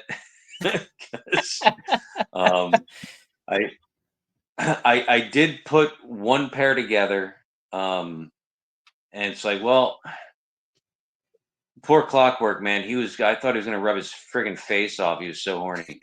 And I'm like, all right, go hang out with her for a little while, see what happens.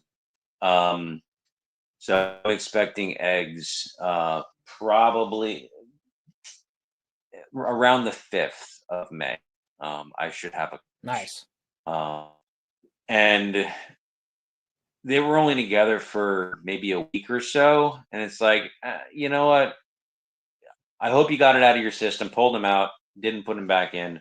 Um, so we'll see. I might have a clutch. Um, uh, but not breeding this year, I had, a couple people ask me, "Hey, when are you gonna have yellowtails?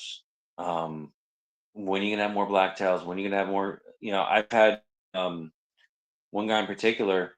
I work with Macklot's pythons. Macklot's pythons are freaking awesome. They're super cool. Uh, and I told like he's like, come on, just put them together. Put them together. No, I'm not. I'm not gonna put them together. No. Um, so uh, I have to do this for me. Yeah. That's if what I'm doing. Um, and um, you've heard of Brassman reptiles, Yeah. Jeremy Turgeon. Yep. Okay, so uh, Jeremy, I sold him. The first carpet python I sold him. He was like still young, man. And I watched him from like when he was just starting to keep. And he's like from the time I met him, he's always had this like, man, I love these ocelots. Uh, well, if I decide that I've got an animal that I'm not going to hang on to, he's one of the guys. He gets first crack. I had a beautiful non-jag ocelot female that um, I didn't put a price tag on her. Um, I knew that I probably wasn't going to breed her again personally. Um, she didn't fit into anything in the near future. So, and this is several years ago. So I call him up. I'm like, hey, listen, um, I want to send you this ocelot female. Like, well, what do you want for her? you're gonna do really good things with her. So I sent her to him, and I know that he's gonna take really good care of her. Um, he's got a number of other ocelot stuff Yeah. that he's gotten from me. I believe he's got some from Bill, to where he's going to take it and he's going to run with it, and he's going to have a great time with it. So I feel really good about that. Um, what really caught me off guard was the Russian tigers. Um, Now, the way that project came to pass was I just needed a female coastal, and my friend Randy at the time, who has since passed away, he says, "Hey, I got these Russian animals." I said, "I don't know what you're talking about, Russian animals." He says, "Okay, it's Moscow zoo stock, all right." So um, he gives me the whole backstory on Yeah. these animals. So I said, "All right." Um, I wound up breeding them together, and uh, phenomenal animals came out of it. And I was keeping the holdbacks. Well, Nido killed my holdbacks. So I was doing everything I was supposed to be doing to try and maintain that line. They died. And now I got back down. Now we're trying to track down, surviving. Now that whole line got plugged into other tiger lines. So there's two other tiger lines. There's Jason Balin's line, and then there's I believe it's the Peterson line. Um, so you know, I did everything I could possibly do to preserve and continue to work with them, and I lost them to a virus. Uh, Yeah. so tomorrow's not promised. Um, I'm gonna Definitely. I'm gonna do what I enjoy, and if uh, hopefully people like what I make, what I produce. Um, Yeah. and if not, I'm gonna run out of space. Yeah. I'll just keep them all, you know. Um, but yeah, I don't feel like I have a particular responsibility to safeguard any project. Um, Okay. you know, in fact, like I've had enough people. Um, as long as I've been doing this, I've had enough people that have been kind and gracious and willing to like share stuff with me. Um, that I'd rather spread that project out, you know, let other people run with it and do it, and be able to say, wow, like that's awesome. Uh when so I got um after the Nato diagnosis, it just so happened that the very next carpet fest, um I found Scattershot dead the morning of that carpet fest. Damn. Um, so I find him dead, and I go to Carpet Fest, and I just hang out with my friends, man. I wasn't really talking snakes very much. I told a couple of my closer friends there um, what had happened, uh, and it was just great to hang out with friends. Um, but I had a number of people. I think uh, Eric Kohler, Midgard Serpents. I think he was the first one that he said, "Hey," he said, "Listen, you let me know when you're ready, and I'll send you whatever you want to build back up." And it's like, man, like no question, like just Yeah. you know. So So yeah, produce cool stuff and let people run with it. You Yeah, know what I mean? You know, definitely. 'cause it's a blast. It's fun. Um, and and like I said, like I was telling you earlier with the albino Darwin project, um, I lost a bunch of money trying to produce what other people wanted, Right. and it's like, well, this is stupid. So I guess in that sense, I'll just be really selfish and produce what I like and hope other people like Yeah. it too. You know? I think that's the way to go, honestly. Yeah, yeah. Um, uh, and it was funny the day that I decided uh, to part with that project.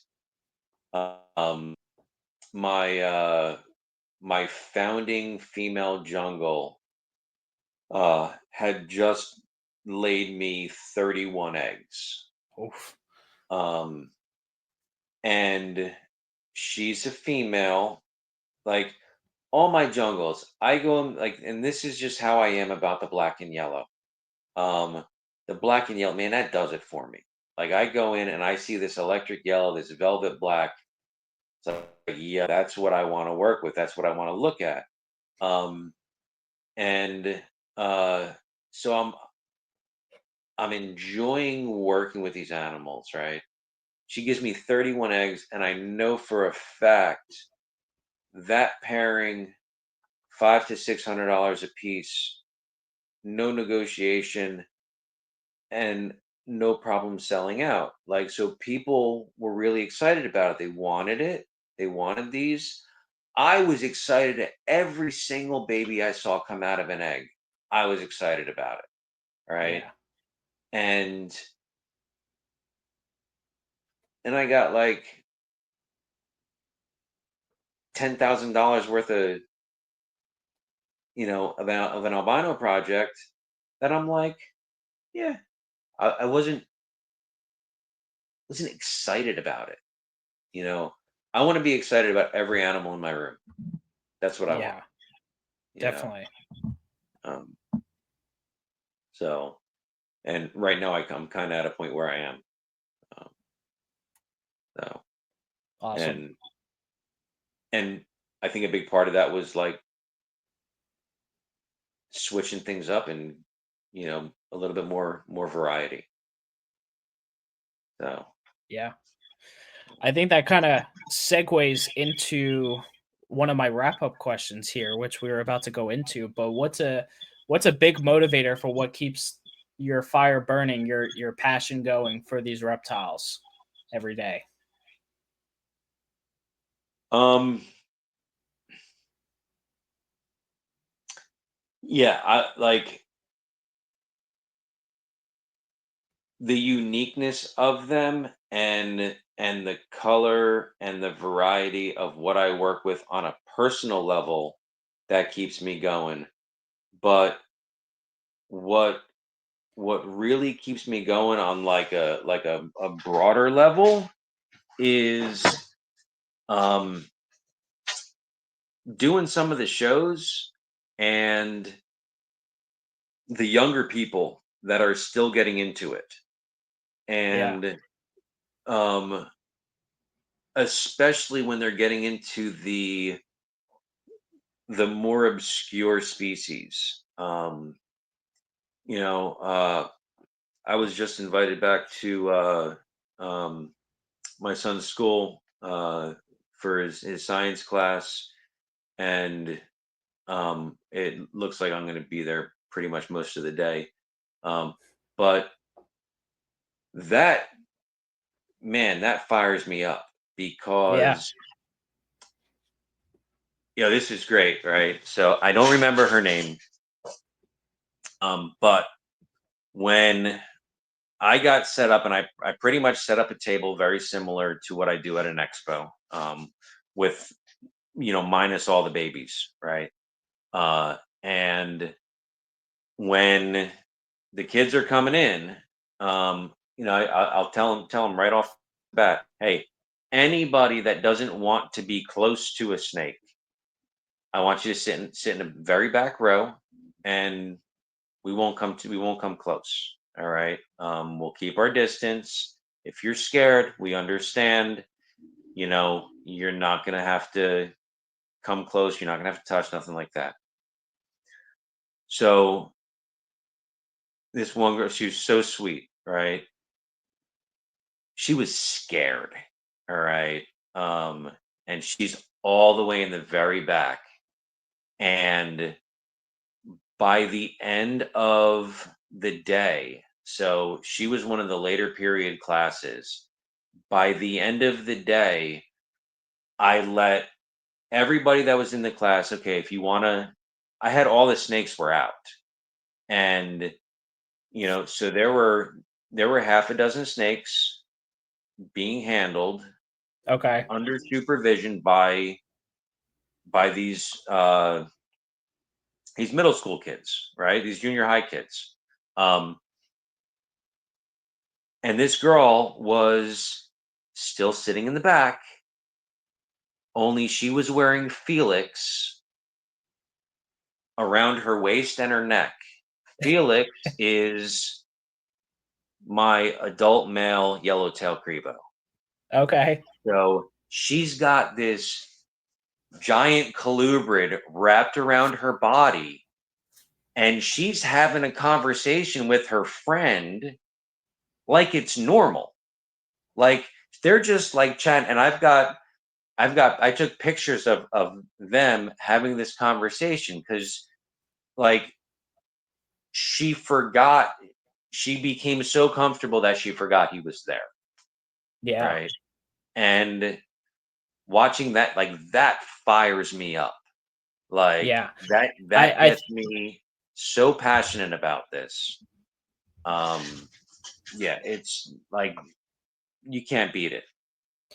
Yeah, So I think that's huge when it comes to education about these reptiles. It's just like really getting a chance and people giving an open mind about them.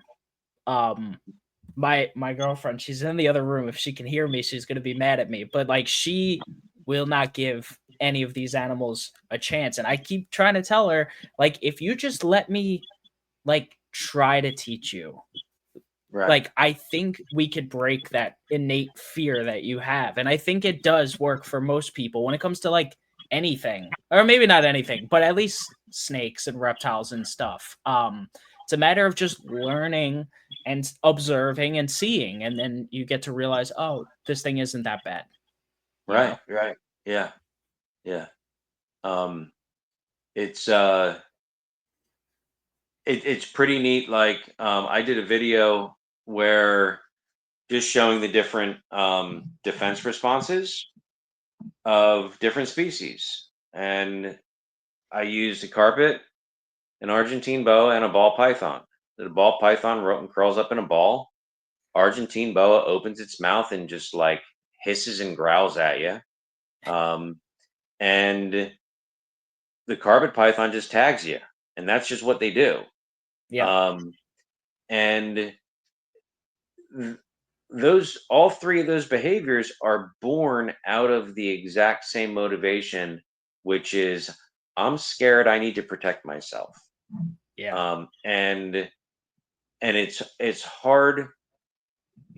These fears that a lot of people experience are so ingrained that a lot of times it's hard to break them. So it's Yeah. really it like for me, if so this was the second time that the first time I had an experience like that was uh I forget. I'm terrible with names right now. Um he had a birthday party, and it was a snake party. It was a reptile party. So we had the snakes. I had a friend bring some monitors. Oh, nice. Had a big old sulcata wandering around the whole building. Um, and we had it at our church's building. Um, and one of the girls comes up to me after the end, And I mean, Chase, he probably was probably, 11 maybe. Um, and this sweet little girl, she comes up to me. She says, "Mr. Mike," she says, um, "I was having nightmares before I came here today." She knew the party was coming, and she knew she got invited, and they were planning on she was going to be coming, and she was so scared she was having nightmares. And by the end of the party, she's walking around holding a rhino rat. Um, like so, and there's certain people they're never going to change. They're just gonna be Yeah. that's what's up. Like the fear is so deep that they're not gonna overcome it, and they have no desire to overcome it. Or they just have a disdain for reptiles where it's like, I don't even want nothing to do with them. I'm good. Yeah. Um, but you get that one that's got that little glimmer. Um, it, it's it's a lot of fun to watch. Definitely. Yeah. So, Cool. but yeah, that education that does it for me. Awesome. All right. In the next like 3 to 5 years or so, where do you see the future of Scattershot Exotics going? 3 to 5 years. Um, Texas Indigos. Tyus carnatas. Graded Okay. killed rats. I want them. They're friggin' awesome. They're so cool. Uh, I probably want to expand to a little bit more, a few more species of colubrids. I would like to do a colubrid shed out in the back of the property. So I'd like to do that. Yeah. And as far as the carpets, I want to keep on going with what I'm doing. I'm really looking forward to doing the king rats. Yeah. Um, Looking forward to getting a clutch of them. Um, and getting those Mexican cribos raised up. Awesome. So, um, but um, I I'm pretty content at where we're at and where we're going. Uh, for me, this has always been something that I do for fun. Um, hopefully, hopefully in 10 years, I can do this. I can be semi-retired and be doing this kind of full-time ish. Nice. That's a goal for me. Yeah, that's But, awesome. but we're probably about 10 years out. All right. Cool. And And more herping. Um, okay. 3 to 5. Uh, I wanna get down to South America. I want to get down to Suriname. I want to see these animals in the wild. Um, I would like to do some. I've never been out of the country. I don't even have a passport. Oh, I'm really? 47 years Okay. old. Yeah. Um, so I want to get out to Australia. Um, I want to do that. I want to get to South America. Uh, like that's next 3 to 5. Doing some more herping internationally, without a Cool. doubt. All right. And my last and final question is going strictly colubrids on this one, but what is essentially your elevator pitch for why colubrids to someone who has either never kept snakes before or never kept a colubrid before? Maybe let's say they're a carpet python person and they're looking to get into colubrids. What's the elevator pitch for why colubrids? Hmm. Um,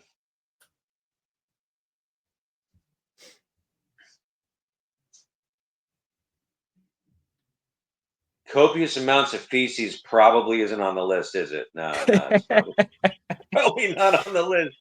Um, Probably not. there is something in the alertness, um, and inquisitiveness of a lot of the colubrid species, um, where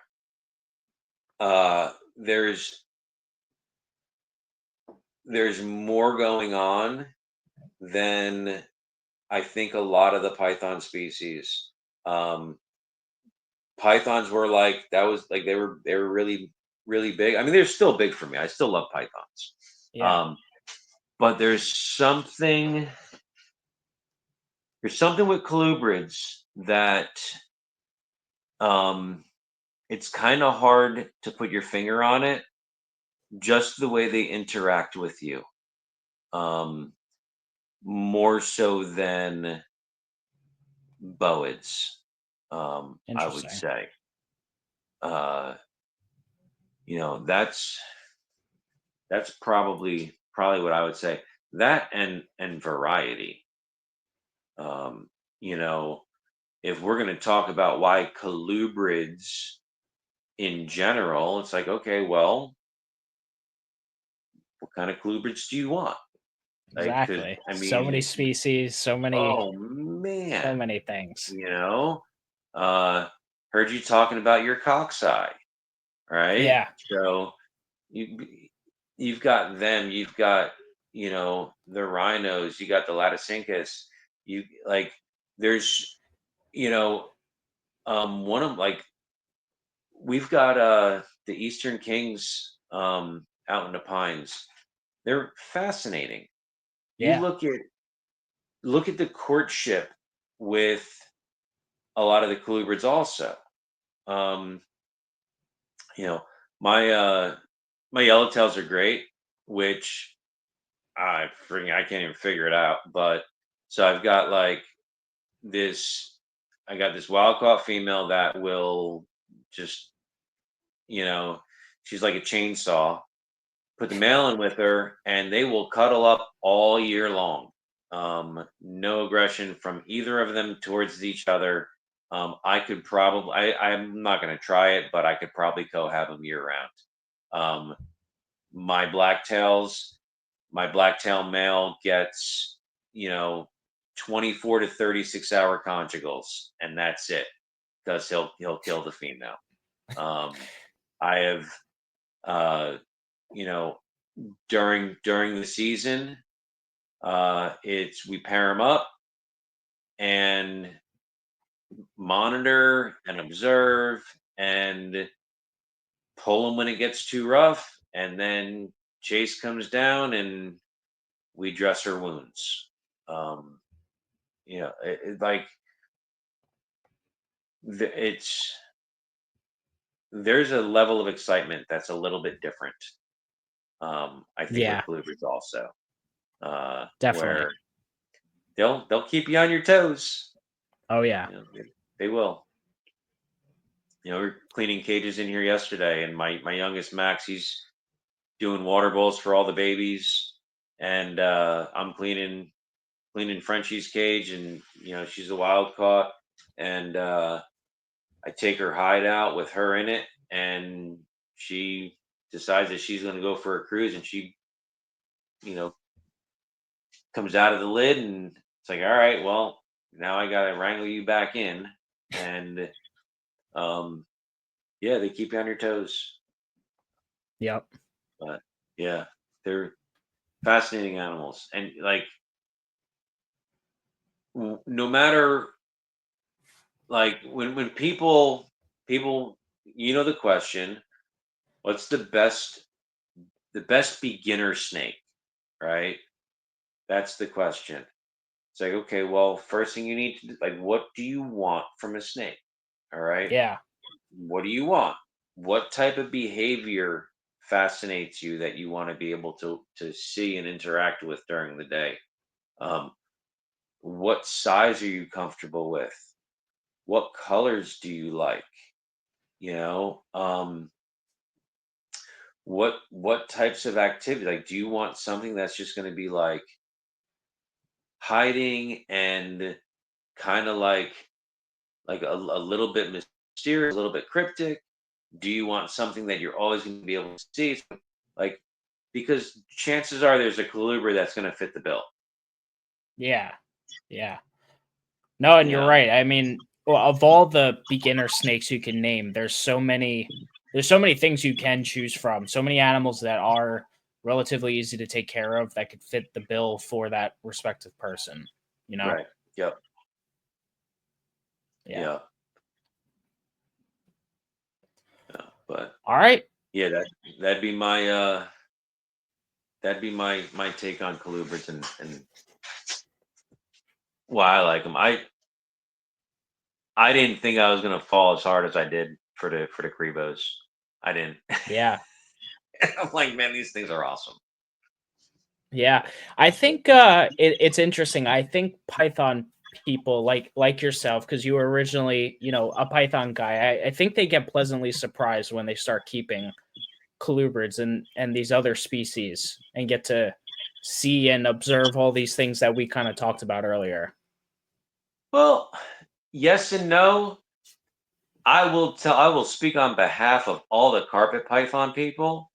Um, so there's like a new class of carpet python people coming up. But when I'm talking about the carpet python people, I'm talking about the carpet python people that have been doing this for, let's say, longer than 10 years, right? We're just different. you know, we're Yeah. we're just, because you got to keep in mind, like, we're the ones that want the snakes that everyone else tells us are mean. Um, so yeah, Yeah. I was pleasantly surprised by the colubrids, mostly by the crebos. I They fascinated me for a long time. I did not expect um, to develop the addiction that I've been developing. So Yeah. That's awesome, man. All right. Well, I think that that kind of just about does it. We're right under the 2 hour 20-minute mark. Mike, thank you so much for coming my on pleasure. tonight, doing this pre-recording. If you're watching when this airs, happy Mother's Day. It's Mother's Day when this comes out. So happy Mother's Day. Happy Um, Mother's Day. yeah. So anyone yeah, so guys, once again, feel free to leave a like on today's podcast if you enjoyed it. Feel free to subscribe to the channel. We always appreciate that. Check us out on all the major audio podcasting platforms: Apple Podcasts, Spotify. Give us a 5-star review. Meteoric Serpent's Patreon is in the link in the description. Once again, if you're on that Patreon, you're getting this episode early, right after they come out. And yeah, that just about does it. So once again, thank you, Mike. This was episode number 65 of the Colubrid Corruption podcast with Mike of Scattershot Exotics. I hope you all have a fantastic night, rest of your day, whenever you're listening to this, and we'll catch you on the next one. Peace.